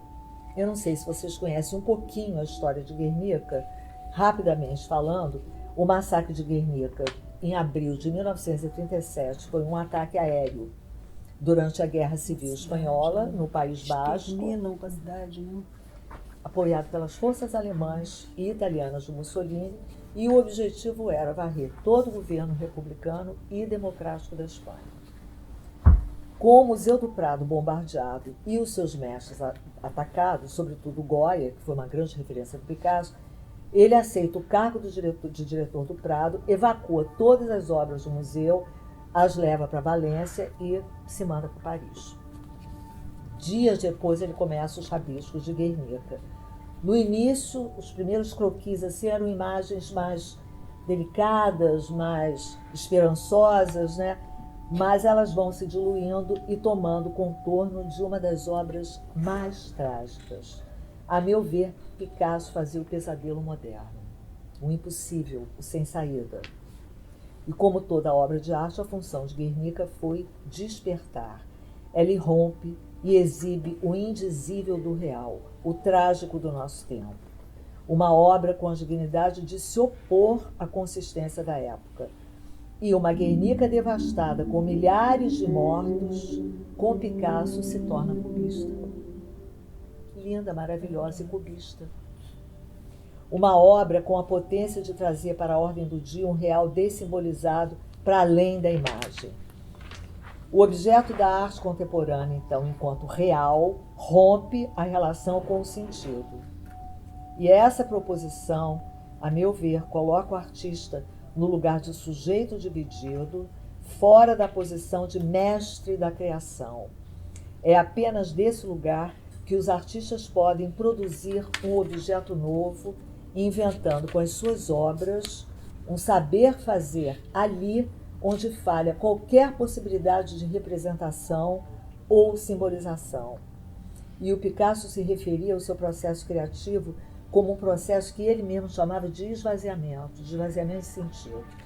Então, a meu ver, Guernica é uma obra das mais emblemáticas quanto ao aspecto político e subversivo da arte. Ela também é considerada uma profecia do ovo da serpente, que ainda estava sendo chocado, mas que logo em seguida se mostrará com a ascensão do fascismo na Europa. E tem uma passagem aqui que eu achei interessante trazer. Um dia o Picasso, no seu ateliê, recebe a visita de soldados da Gestapo. Eles vasculham tudo e encontram em cima de uma mesa um monte de cartãozinho com a Guernica. Né? Aí eles se aproximam de maneira ostensiva, pegam os postais, enfim, assim, quase na cara do Picasso, perguntam: foi você que fez isso? Picasso genialmente olha para eles e calmamente fala assim: não, eu? Vocês é que estão fazendo. Não, senhores, foram vocês. É genial, é genial. Isso é genial. E eu acho assim, que essa passagem histórica escancara para o mundo o impacto político que uma obra de arte pode ter. Ele interpretou na hora, né? Ele falou: eu não, foram vocês. Muito. Brilhante. Bom, Guernica ficou 3 décadas no MoMA, em Nova York, se tornando um patrimônio de uma humanidade enlouquecida, desesperada, um espelho da dor e do trágico. E a pedido de Picasso, Guernica só poderia voltar para a Espanha quando a democracia espanhola estivesse restabelecida. Com a morte do Franco. Exato. Com a morte do volta, Franco. ele volta, né? Volta. Em 81, com a democracia restaurada, Guernica volta e está até hoje no Museu Reina Sofia. Só que o Picasso não viu, ele já tinha morrido há 8 anos. Volta a obra. Eu identifiquei aí um entrelaço importante tanto entre o artista como o analista, que criam subjetivamente formas de lidar com o real, criando um artifício ali onde esbarra no real, né? Então eu trouxe aqui uma coisa que o Lacan tirou do Gênese, referindo-se a Eva, uma expressão de ajuda contra. A Eva seria uma ajuda contra ao Adão, mas não no sentido machista. A ajuda contra que o Lacan interpreta como algo que barra o gozo. Então seria o feminino do Adão. A Eva era o não todo do Adão. Era uma ajuda para que o gozo do Adão não fosse esse tá? Me parece que é nesse ponto, nesse sentido, que o percurso analítico se aproxima do fazer artístico contemporâneo, como duas vias possíveis para tratar o gozo, através do saber fazer com o real, mas se deixando tocar pelo real, não como a ciência ou como a religião, que elimina fora que bota fora, né? Se deixa tocar e faz alguma coisa ali. Quanto à psicanálise, o que se espera de uma análise é uma solução para a dor de existir. Mas tal solução também é buscada pelo artista. Então, se ambos se servem do sintoma como ajuda contra do real, eu me indago o que distingue, então, o artista do analista. A experiência analítica implica numa travessia que conduz ao que a gente chama de uma inconsistência do outro. O outro cai, a gente deixa de acreditar no outro. Mas esse percurso, o Lacan fala, não fará de nenhum sujeito um artista. Ah, sim. Né?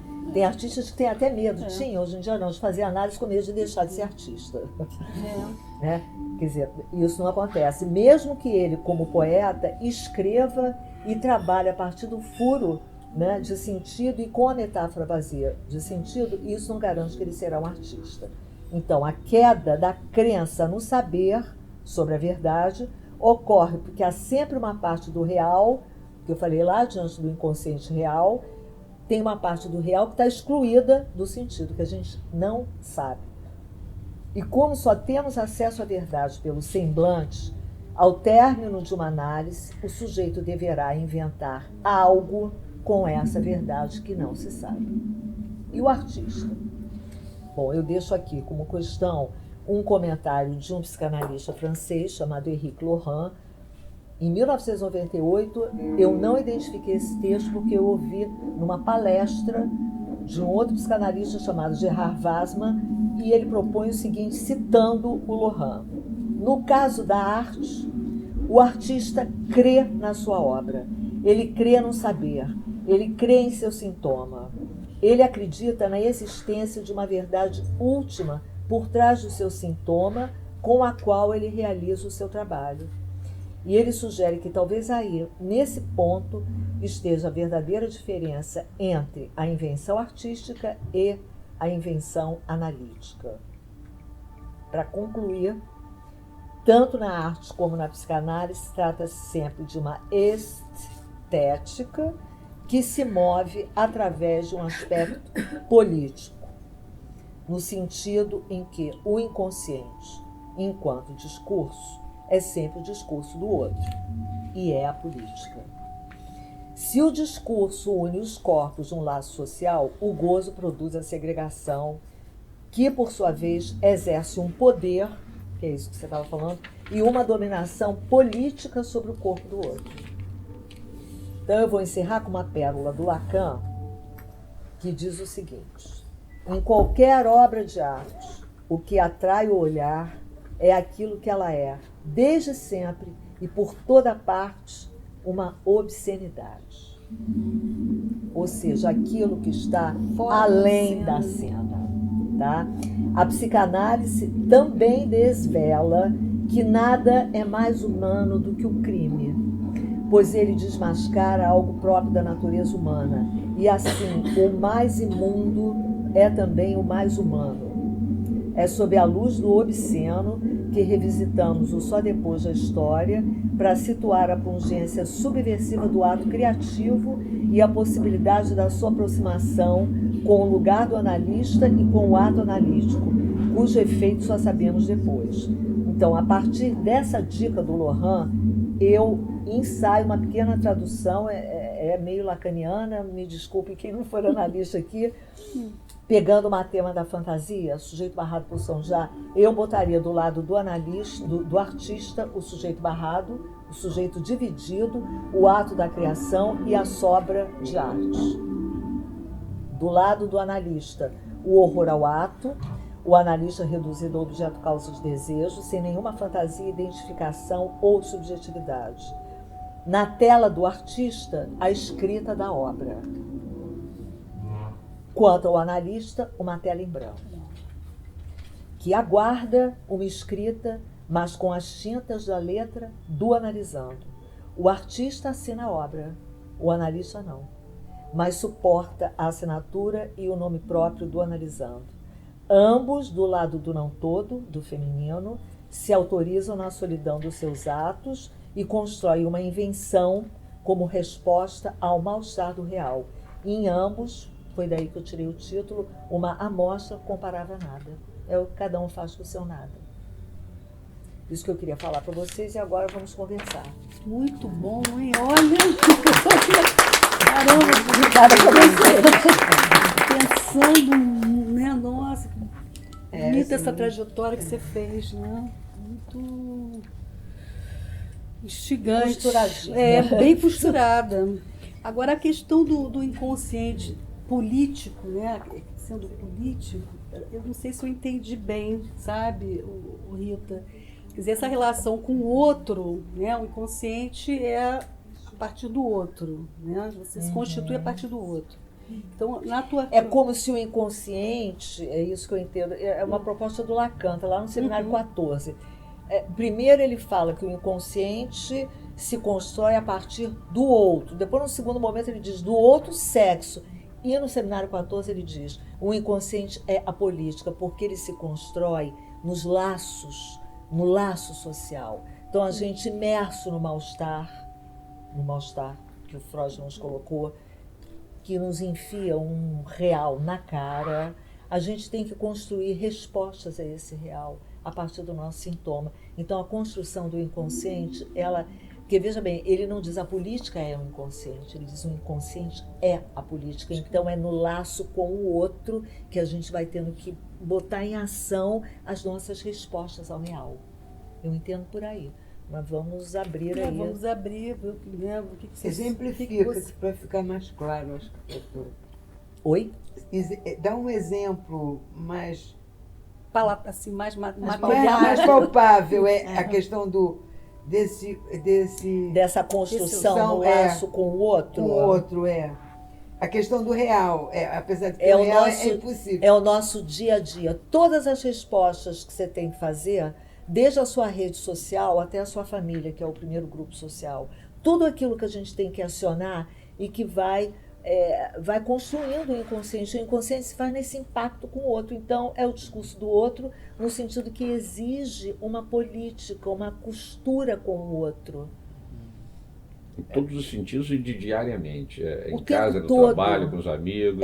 Essa costura. E tem a costura política, e diferentemente, não se fala aí em política partidária. Sim. Que também lá neles eles constroem. Mas a gente está construindo o nosso dia. Nós não somos políticos.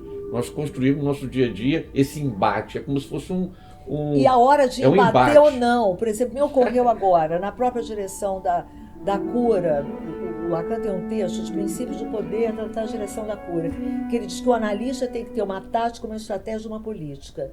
E, por sua vez, o Freud considerava uma psicanálise selvagem. Você recebeu uma pessoa no seu consultório e, por mais que você tenha uma noção pela entrevista do que se trata, você vai ter que esperar a temporalidade daquele sujeito para, ao lado dele, você podendo fazendo as pontuações. Então, o analista, ele também tem uma política, e essa política é o manejo da transferência. Você não pode chegar e dar, entendeu? Você não pode chegar e largar uma verdade, aliás, em ninguém. Tem que entender aos poucos. Tem que esperar o tempo do outro. Não há um diagnóstico, seria isso? Não há. Seu tempo. Eu estou dando psicanalista é o paciente, o cliente, o analisando. Ele chega, você vê pelo perfil, né? Vamos dizer o seguinte, a tática seria a direção da cura.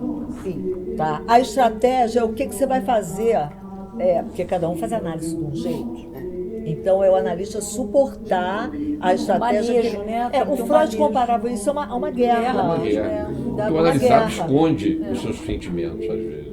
Vamos dizer, você quer tomar aquele morro ali, um monte, não sei o que lá. Como é que eu vou chegar lá? Vou ter que esperar o inimigo. Você tem uma tática, uma você tem estratégia. É uma tática. inteligência, Por é uma exemplo, o estratégia cliente inteligente, também né? não fala tudo para o Pra alcançar advogado. o alvo. Como o analisado não Mas fala esse tudo não, pro... exato. Às vezes Manejo. atrapalha até isso, a Não tem cura. uma Ele estratégia, esconde o ele acha seu... que- E você suas tem. neuras. Exato. Mas pode- tem o manejo que vai fazer a diferença toda da condução clínica. Que é a transferência. Que é a transferência, que é o que tem de mais exatamente. difícil. É o Exato, porque às vezes você sabe que o analisando está mentindo e você tem que acreditar naquilo. Você sabe que pequenas mentiras, dá né, pra numa você ter, direção. claro. Às vezes Você ele mente. sabe, Mas, não então, sempre, mas dá para sacar. Então tem o manejo da transferência também, que é importantíssimo. Você tem que fazer ele se abrir e ser sincero. Porque às vezes ele esconde os seus medos. A vezes resistência. Né? Eu acho que sempre, né? Às vezes sempre, Não, e testa o analista o tempo todo. É, exatamente. Com toda a razão. Eu acho com todo. Toda a razão. O analista está lá, que está se botando à prova, aguenta. Segura E tá- o e tá treco, lá né? pra segurar Mas a onda interessante mesmo, quando você falou no final, que no fim de análise termina no nada, né? Eu acho que é uma coisa por aí, né? Esse nada é uma questão. Para E aí, o que que simplificar, fala do nada? vocês conhecem aquela música do Gil? Para mim, aquilo ali é uma travessia da análise. Quem quiser falar com Deus. Ah, linda, linda. Quem quiser. Linda No final música. vai dar em nada, nada do que eu sonhei poder encontrar. É. Então, o que fazer com esse nada é aí que eu vejo a junção da arte com a psicanálise. A gente tem que inventar um artifício para colocar naquele lugar, É. entendeu? Mas não é o analista Que é o no sambã, caso. que é o Não, o analista inventou para ele, Ingrid. Entendeu? Ele deu conta da vida dele. Agora você falou que o semblante também tampona essa Só tem semblante. Pois é, sabe que isso parece uma coisa simples, mas é Não, a teoria, olha, a teoria do semblante Nossa, é um negócio dificílimo, porque ela vem na teoria do discurso. Essa noção do que o Lacan introduziu como semblantes é muito difícil, porque não tem nada. Se tudo é nada, tudo que tem é semblante. Tudo é- Eu estou aqui no semblante, estamos todos. Estamos É o todos. funcionamento simbólico. E você fazer um bom uso disso, você está curada. Tá. Não é? Exatamente. Se você for para tua vida. Isso não é a política, olha o É inconsciente. a política, É a exatamente. política. Quando, um pouquinho política partidária, só desse tamanho. Quando a gente reclama coisas, por exemplo, que o presidente às vezes diz a céu aberto, que você fala assim, isso você pensa, mas não diz. Claro. É. Passa por um filtro, passa por um semblante. Por um super-eu. Por um super-eu, Não é? claro. que todo mundo claro. quer que seus filhos se deem bem. É. Eu quero, todo mundo aqui quer. A gente tem as nossas pequenezas, né? A gente quer. Mas você não vai chegar em rede nacional e não vai... Então tem assim, tem espantos que o que me faz parecer um inconsciente a céu aberto.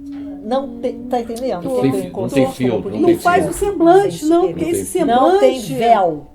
Não tem véu. véu. É algo que fica uma monstração Mas de tem uma o seu certa lado, forma. mas tem o seu lado positivo, Ele porque mostra- você, diferente do outro que dissimula, esse se abre, então você sabe o que está acontecendo. Eu acho que o pior é A gente quando... pensa que sabe. Eu penso que sabe, mas eu acho... E o pior quando a pessoa não manifesta, mas Acaba. age, mas não Como é teu manifesta. nome? Roberto. Roberto, Age, isso mas é não uma manifesta. coisa. Ei. Aí é um pouco pela minha experiência de vida e como psicanalista. É. É só ouvir. Só ouvir. Basta ouvir. Quando você ouvir, quando É, você... Todo Porque mundo é está só- contando tudo o tempo todo. É só você É, ouvir. tá, né? Pior. Rateia. É. Rateia.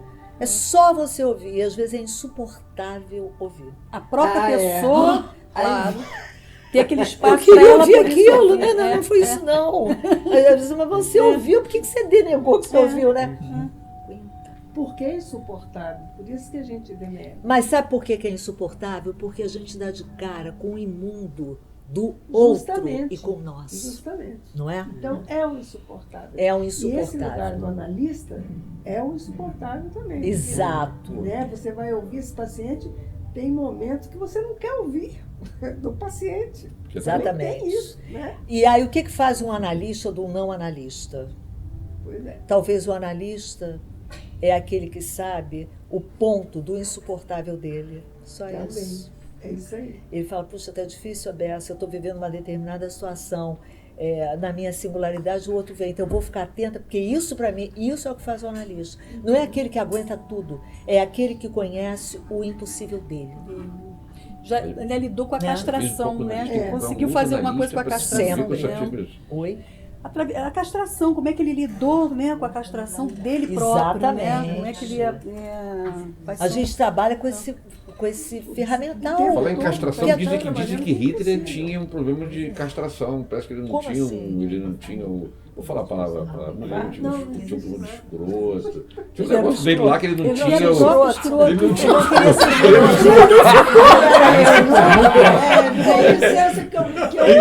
O tempo todo, ele tinha que ser limpinho. O saquinho dele não tinha. E parece que Napoleão também tinha um problema que ele ficava só com a mão aqui, ó. Esses malucos todos sempre tinham um problema. Lá, né? Lá, Sempre lá. sexual, né? Exatamente. Agora, voltando para essa visão do Belo, Rita, porque o Belo ele esconde também a castração e a morte, não é isso? Exato. É, por isso que eu li aquele pedacinho do seminário de Sé. O Belo elude a castração, porque ele fascina. Ele fascina. Mas Então, aí tá, mas esse Belo tinha um parâmetro, era os clássicos na época, Da né? Grécia Aquilo Antiga. era o estilo de beleza. Exato. Que eles idealizaram, que eles especificaram. Como Porque o estética. Belo também, Muda com a sua com época. a época, fica muito. Hoje em dia, o Belo daquela época seria tudo gordo. Na Itália, por exemplo, era assim. Na Itália era já de Madonna, moderno, né? Cedra, Moderno. tudo fino, né? Aí depois era tudo fininho. Antigamente era. Época da Dwig, o Belo era outro. Os italianos. Eu fazia tudo para ser Dwig. Que é a anorexia, né? Você vê como é que Anorexia. esses significantes comandam a época. Aqueles Mas o olhos significante tem um furo também, né, Rita? Assim, o significante não dá conta, né? Tem Graças conta a por Deus. um furo que é fundamental, né? Que É. Uma coisa que eu achei interessante no documentário foi o seguinte: o Hitler, no início, ele queria viver da arte, queria ser um pintor, queria ser um arquiteto. A gente até comentou, né? O que teria acontecido com a história No se meio, ele tivesse no meio sido disso. aceito? É, fiquei pensando reconhecido nisso como também, artista. Paulo. E uma coisa que eu Por que observo esse é o cretino não foi seguinte, por aceito? incrível que pareça, o avesso do avesso das coisas, ele conseguiu, naquela rejeição que ele teve, já que eu não consegui fazer a minha arte, o meu belo individual, eu vou fazer Da Alemanha. da Alemanha o meu projeto artístico. Pra mostrar isso que eu sou bom. Então ele jogou para o marketing. Pra mostrar que eu sou bom. Vieira ele era austríaco, né? Ele era Como é que austríaco. você Esperava agigantou, chegar né? tanto naquilo que ele queria criar a sua obra de arte. Ele queria ser Ele ficou no lugar de arquiteto. Para a Deus, história. né? Em God. Sim, Ele ficou no lugar de colocou Deus. E a Alemanha seria o objeto, a brincadeirinha dele Deus do brincando teatro. de Era um artista. teatro privado, né? Era Ele tudo foi- assim ele foi bonitinho, brincar de rejeitado. casinha. O cenário que ele criou ali, Por que né? tanta gente Vai um- se aliou a esse projeto, a sociedade alemã? Mas Por que aí se é aliou que a esse aí é projeto? por isso que eu vi Aí, aquilo. Não, que, não, aí mas que é peraí. o ponto fundamental Mas eu mesmo, posso, Roberto. mas eu posso explicar por que, Vai, que chegou Kel, isso aí? fala. Tá bom. Por que a cidade toda foi? A Alemanha tinha saído da Primeira Guerra, aí é Destruída. questão de história, saiu destruída. E teve que pagar uma dívida dessa guerra. Então o povo empobreceu. Aí eles foram indo. Bom, quando chegou ao ponto da guerra total, o que aconteceu? A Europa tinha as suas, os seus protetorados. Como Portugal tinha o Brasil, a As Inglaterra colônias. tinha a Índia, suas colônias, e tirava dessas colônias o produto da sua riqueza. Compreendendo? De cada país, na África, a França tinha os seus. Né? A França, a Holanda, tanto a Holanda tentou entrar aqui também, no Pernambuco, tudo. Então, ele tem tudo em busca de quê? De recursos naturais, aquela coisa toda, e às vezes até Exploração, da né? Pra poder cana. explorar, Então, a Alemanha ficou sem nada. Então, o que aconteceu? Chegou o Hitler com aquela promessa de dar a felicidade para aquele povo.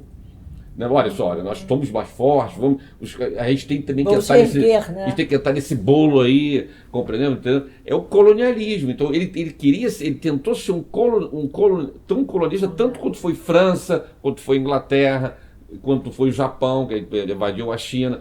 Então eu acho que foi por aí. Ele Prometeu o conseguiu, Santo Graal. ele prometeu, ele foi o prometer, ele prometeu o O céu, bem. o inverno, O bem, a promessa de felicidade. grana, belo, o bem. felicidade. É, mas você dinheiro e sabe tal. que meu pai Eu ele acho que dizia veio uma por coisa aí. assim que me marcou. Ele diz assim, com duas palavras, o Hitler quase que dominou o mundo, que é a raça pura, e ele cria um inimigo. A segregação e o ódio, por isso que eu falei do ódio.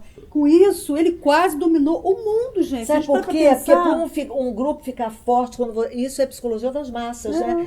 Para um grupo ficar forte, você Tem elege que ter um um inimigo objetivo, fora. tem que ter um objetivo. Não tem um inimigo, Você elege Ah, um o inimigo. inimigo, Fora, isso. aqui, Nós nos unimos. se ele é nosso inimigo, nós todos vamos ficar amicíssimos contra ele. É. Ele é um É. fora que une o grupo. O inimigo é Isso é aquele que excluído, você fala o né? nome dele É todo excluído. para que os Tabu, outros. né? Fica E aquele sempre, quadro é- totêmico e sempre é lá. o contrário daquilo que você Se deseja. reúnem. Sempre é o contrário. Ó, o inimigo vai te destruir. O inimigo vai tomar suas Mas o Hitler inventou o inimigo, era o judeu. Inventou. Ele queria esse É. inimigo, né, em nome da raça do um, né, vamos Do dizer, um, do do corpo, povo, como ele fala lá. Agora, como você falou que tudo volta, Nós- o inimigo hoje que eu estou vendo é o comunismo e é a arte, que nem existe mais. Exato. Mas eles usam a palavra A comunista. cultura. Então vai voltar aquilo que teve na União Soviética. Hoje não tem mais. A China, hoje, nem a China é comunista nem- hoje. Nem a China. Nem a China. A China hoje é autoritária. A China é um autoritarismo bravo. É porque, né, a nomeação vai mudando, vai... Então, isso tudo Ah. são campos de E concentração. em cima de uma Sim, grande o Lacan Por isso que o falava Lacan disso. coloca Foi, na é, da oposição Juliana, das do mal, escolas é de que psicanálise também acabam Com a sendo. esquerda, Mas eles dizem isso que com a que eu esquerda te não consigo nada. falar, Então, aquela regra, quem é que segue aquela Aí regra leva ali do muito Você Lacan? conhece alguma? Por isso que eu abuso. E eles deram um nó no mundo que hoje até os Estados Unidos ficam com medo deles. Ô, gente, que nas regras, repete as regras que o Lacan colocou. Era Rita. os campos de concentração. Peraí, deixa eu ver. Para fazer uma escola de psicanálise, o que teria que ter na escola para se formar uma boa, né? Porque ele Uma boa alertou os formação de analistas que psicanálise. aqui, ó, Não existe. uma pô. escola de formação para os analistas, quer ver? O que chamou atenção para 3 pontos que deveriam preocupar o analista. Não acontece nada disso, tá, gente? Uma escola de formação hierarquizada, não pode ser hierarquizada, e são. Imagina. Não O pode comp- ter hierarquia. Não, de jeito Então, nenhum, ele né? propõe o grados. É uma É. diferença. Eu sou diferente de você. Eu gosto de falar de arte. Você gosta de falar. Ah, sei lá de é. quê. E você De vai ser música. respeitada, É. né, pelas tuas Então é diferenças. grado. Mas não Não é uma acontece. hierarquia, não é um exército, não, Não, é, né? Eu que não sou Acontece. psicanalista. Não é general, nem nada, coronel. fui execrada. Não. Onde? Ah, não vou falar que Tá. não. Vai estar gravado, hein? E é. Ah, não. Depois a gente conversa. Foi execrada, não diz o milagre, mas não diz o santo. É, mas e aí, vamos lá. O primeiro não pode ter Uma hierarquia. escola hierarquizada, Ah, o complexo de Édipo, que é para manter o feminino na escola, o não todo, por isso que ele abria a escola para os não analistas, lembra? Sim. A escola do Lacan não era só a escola de analista, era aberta para os não analistas e os campos de Quem tivesse concentração. desejo de ter. Ah, também? Como é Os que é? campos de concentração. Eram os campos de concentração, o Édipo, que é para estar incluído não todo, e uma escola que não fosse hierarquizada. O campo de concentração seria os meios de trabalho, né? É. Não são de jeito pra É tomar- gueto, são as pra patotas. consertar. São as Mas patotas. é sabe só como isso que é? tem. Escolas É uma coisa técnicas, impressionante, militares. né? São as panelas que todo mundo se protege e você não entra, e você não tem entrada, porque aquilo ali é mercado de trabalho, né? Eu vejo tudo isso o seguinte. Mestres. mestres. Aí ainda tem um Ah, buraco pior nas escolas de análise, que são as transferências com os mestres Ah, das é. escolas. Aí você acaba com o mestre com várias histéricas. Você é gravíssimo em análise. Análise, É, pra você análise. furar isso. Trabalho é uma evolução, né? Hã? O ambiente de trabalho houve uma evolução. As empresas hoje, né, de incubadoras, elas não têm essa hierarquia vertical. Não, tá voltando, tá voltando. Tá mais Muito horizontal, jovem, tá mais né? horizontal. Aonde que você está falando? Eu estou dizendo Que ela nas trabalhou em empresas. atuais, Sim. modernas, vou dizer se está Bem jovem, né, que você tá Google, falando. Ou então pequenas mesmo, incubadoras, né? Elas não são mais hierárquicas. É tanto Estão é que tem menos nem paredes, né? hierarquizadas. É Elas- tudo aberto. E cada um é quase que Isso é legal, funcional, mas cada um sabe aonde É. vai poder falar e não vai falar, vamos dizer assim. Mas é aberta para opiniões, é aberta.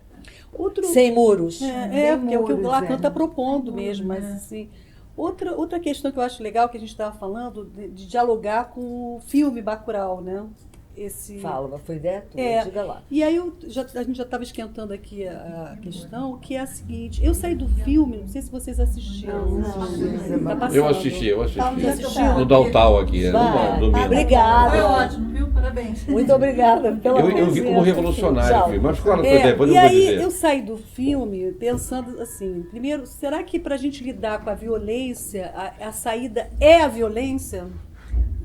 Às vezes sim. Porque se você não for violento, você Porque perece. o filme... Ele não tem capacidade de mudança. Não é? Porque aí Você morreu? eu né? assisti Exatamente. aquela exposição do Wei Wei. Ah, eu vi, E maravilhoso. aí você vê que ele usa a não violência, A arte, a arte contra a violência. a invenção, o A artifício invenção. no lugar do E aí- real. Porque isso é maravilhoso, Isso, né? não é? Você poder Mas criar algo. Oi, Com já- licença, viu? Foi muito boa a palestra. Gostei Querido. Muito obrigada. Venha obrigada. sempre, tá? É, Você mas- faz Mas o em- Bacurau é uma obra de ficção. É uma obra de ficção. Tudo bem, Mas, uma obra- Mas mas eu acho Bacurau que você é- falou que a arte, ela abranda assim a violência. Claro. Mas para isso eu acho que é necessário, por Lutar exemplo, dentro também. de um país como o Brasil, teria que ter pessoas mais evoluídas, mais cultas, para ter essa mentalidade da implementação Que é para da poucos, né? Porque fica muito restrito, né? Inclusive num lugar, por exemplo, no Rio de Janeiro, que é cheio de favelas, Não, pessoas aí- totalmente precárias, né? sem educação, Nossa. sem nada. Não, mas mesmo, olha, eu faço parte do Facebook, eu entrei um pessoal de arte da favela, não sei que favela. É da Maré, na Maré Da tem um Ma- grupo. Não, tem um acho que grupo. essa não é da Maré. Tem um grupo de estudo na Maré. Não sei se é do Vidigal. Um senhor lá, ele ensina violão, tem um espaço. Ah, tá Gente, muito aí, tem muito. A favela toda vai para aquele espaço. As pessoas têm sede de arte. E eu acredito muito nisso, Tem sabia? muito isso, tem sede Tem, de não é, arte, Rita? qualquer coisa. Todas as favelas. Quando você Mas- tem um trabalho belíssimo Tem também.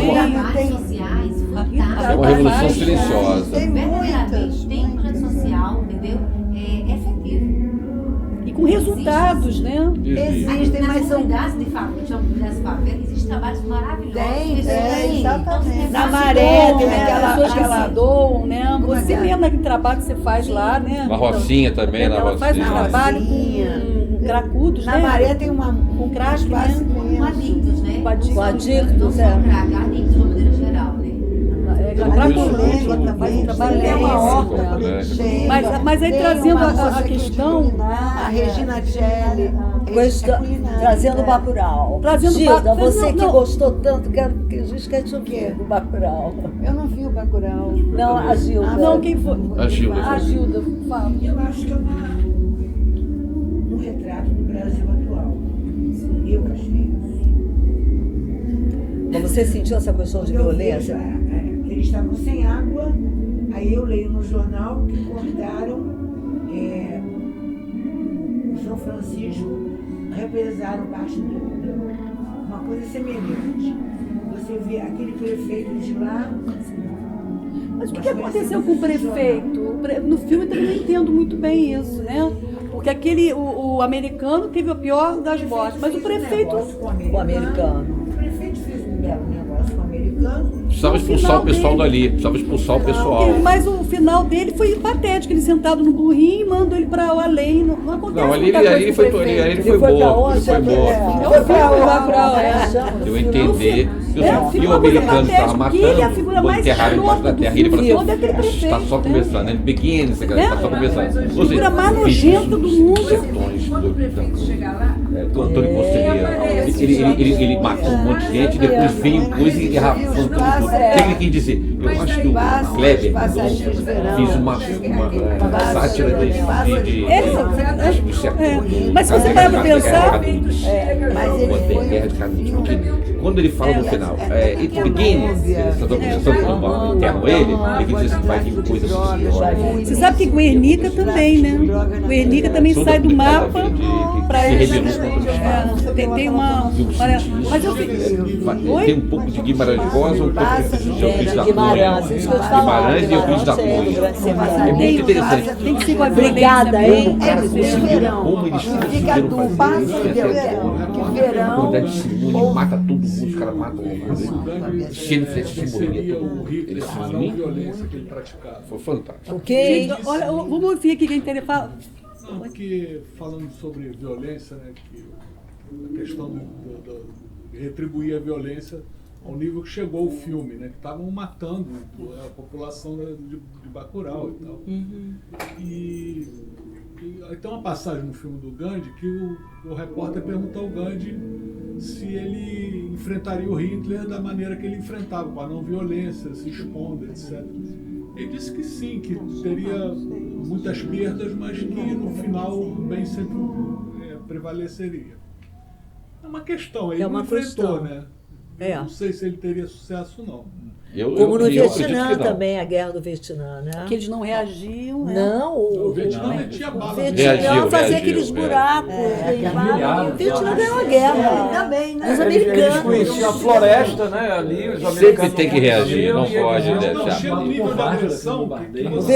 O Vietnã do vai morrer Sul, todo né? mundo. Os vietnamitas foram um negócio impressionante. Eu vi o seriado ultimamente. Mesmo que morram todos, tenham que resistir. Que resistência. Eles ganharam a guerra. É impressionante. Agora, os judeus também me chamam a atenção nos filmes, que eles também não reagiam, né? Porque se eles se juntassem ali todos, sei lá... Eu ia gritando. Foi muito forte. Eu ia dar um trabalho. Eu ia também. Eu ia morrer mesmo. Eles iam quietos. Eles trabalhavam para tirar a dignidade deles.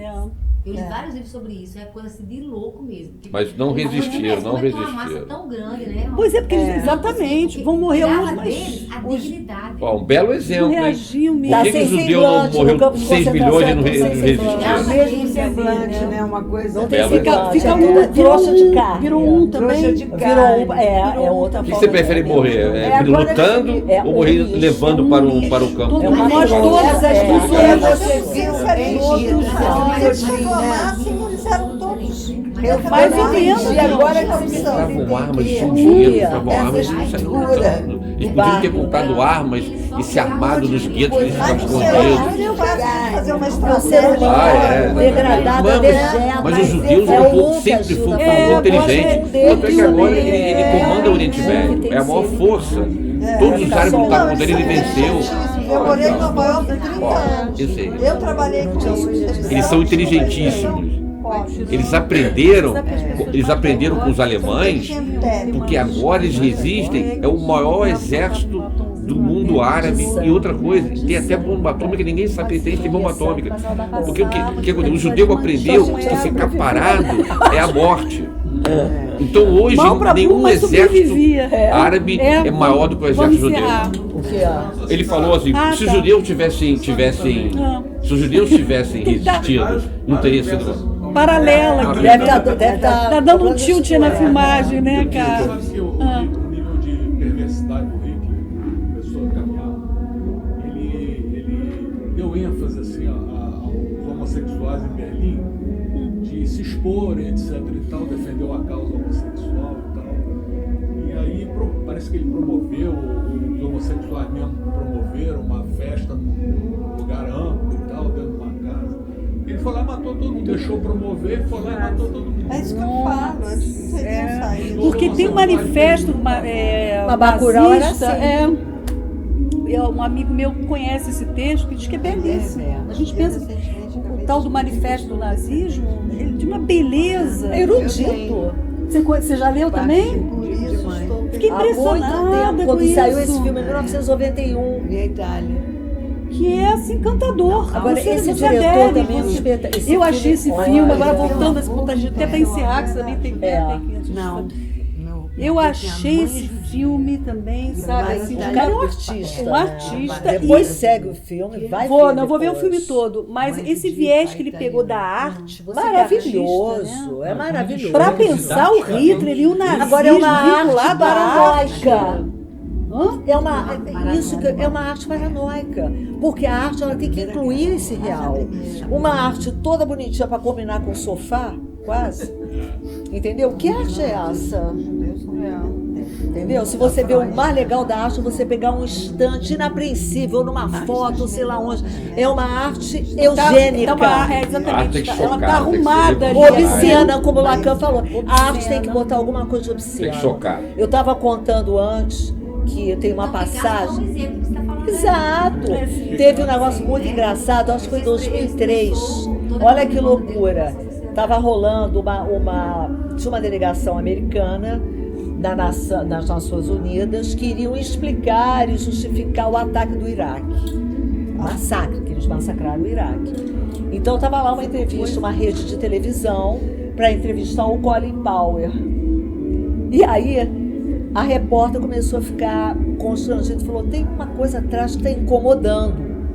Vai brigar com a atenção do espectador. O fundo. Quando olharam, era uma tapeçaria enorme de Guernica. Casas pegando fogo, bebê morrendo, aquela desgraça, tão trágico. E ele ia falar sobre o massacre do Iraque. E o massacre ali atrás. Isso é que eles fizeram, mandaram, pediram um pano azul e cobriram. E você vê a nação mais poderosa que massacra, solta uma... Aí, como diz, não encarou uma obra de arte. Teve que tapar. A diferença do pensamento artístico do Picasso, do Hitler... Não é o oposto? É que o Picasso ele se utilizava do real para que a gente refletisse e construísse Exato. no futuro. E o Hitler, ele se utilizava da monstruosidade para construir um projeto totalmente paranoico de belo. Exatamente. Do novo homem da Alemanha. É isso aí. É exatamente resumiu bem, é isso mesmo, Paulo, resumiu bem. E uma outra questão também que o Lacan vai falar em Ciência e Verdade, que a ciência foraclui o sujeito, né? Ela coloca fora para poder estudar.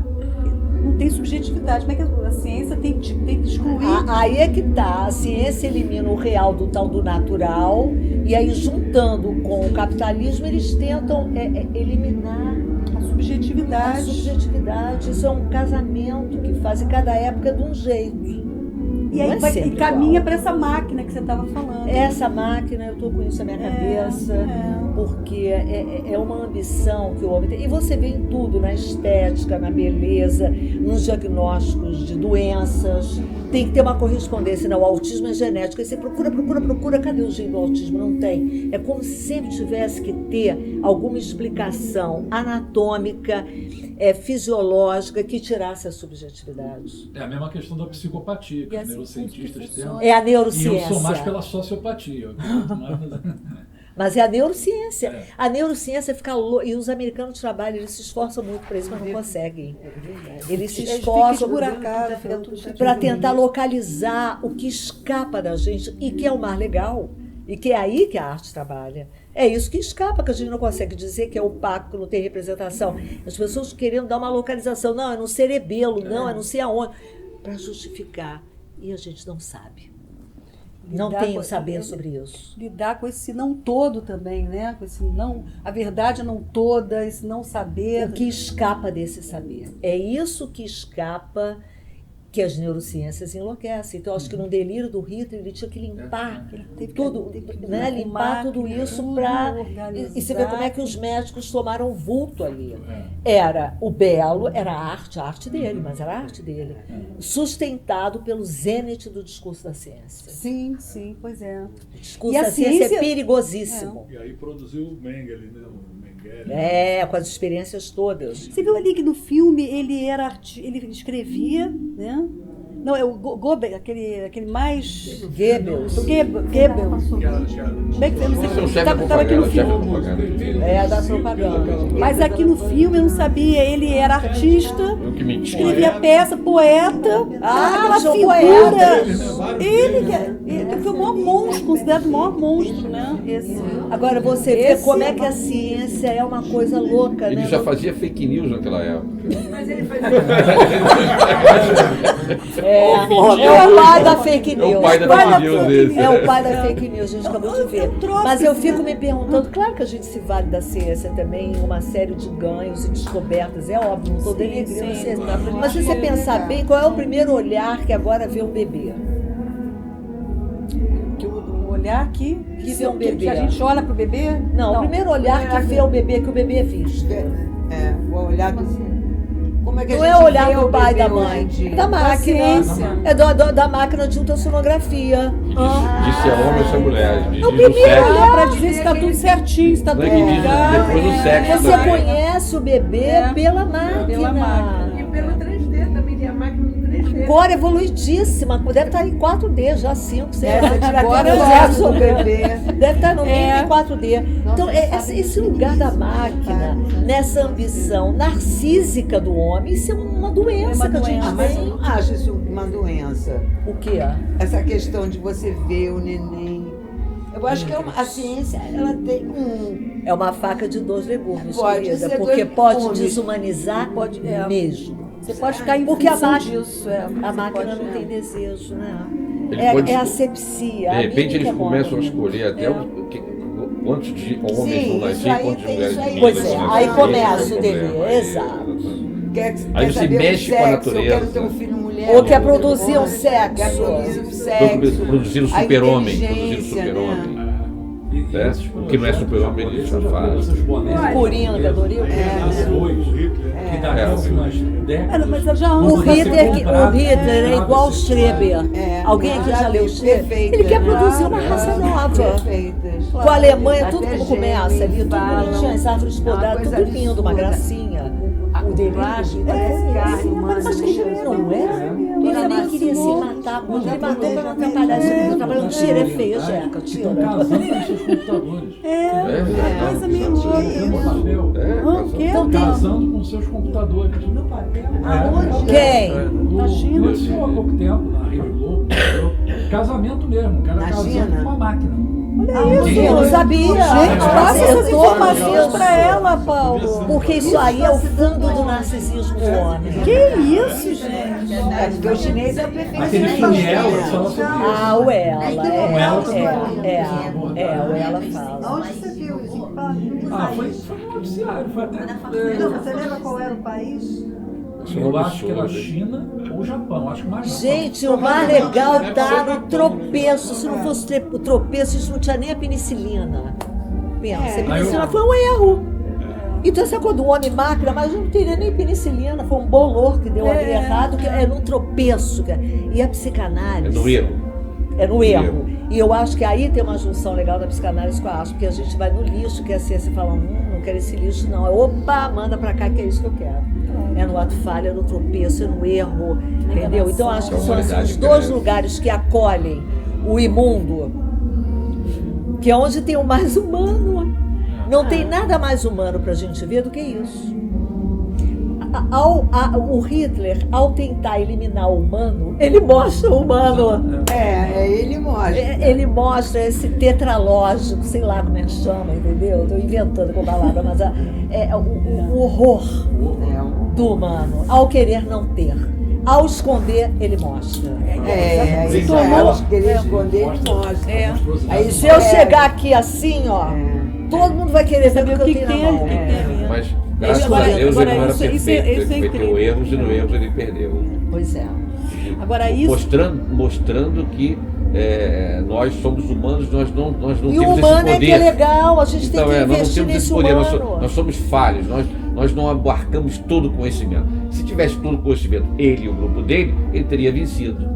Agora, Entendeu? Rita, isso Porque que você falou, um- é interessante a gente pensar que quando você quer se afastar muito, né, quer excluir algo seu, aquilo retorna do real. Eu ia falar isso. Né? Exatamente. Aquilo que você não quer ver, quer afastar, Vem com uma força virulenta, E aí ele exato. se tornou um monstro da humanidade, né? Porque quando você fala em monstro... Você sabe que essa se primeira associa- reflexão foi numa conversa que eu estava tendo com um casal amigo e ele é judeu. E eu falei, fulano, o Hitler, primeiro ele começou a me olhar assim assustado, eu falei, olha só, me ouve até o fim. Ele prestou um serviço enorme para a humanidade. A gente tem que parar e olhar, até porque a psicanálise nos diz uma coisa, que o psicótico, o louco, mostra aquilo que o neurótico esconde. Vamos ouvir os loucos, porque eles revelam aquilo que a gente guarda em segredo. Que você tá ali, que você não pode nem dizer, Entendeu? ele Então bota tem que céu ouvir aberto, né? exatamente Prestar a muita céu atenção. A céu aberto. Cada Então detalhe. vamos olhar para isso, vamos prestar Eu atenção. acho que o Hitler prestou um serviço pra gente. Olhando por Eu acho que a gente pode até encerrar com essa frase sua aí, Rita. Isso, Né? tá bom. Por essa ótica. Olha, Vamos adorei olhar esta- Vamos olhar Vamos para a ouvir os história. loucos, Vamos os ouvir coringas, loucos. os bacurais. Vamos dar voz a tudo isso. Eu vi. Eu tô louca pra eu ver. quero Eu ver saí, muito olha, Nossa, não tem nada mais humano ali. ali, né? Pois é. Gente, muito bom. obrigada. Olha, eu que agradeço. Adorei estar junto. Tivemos a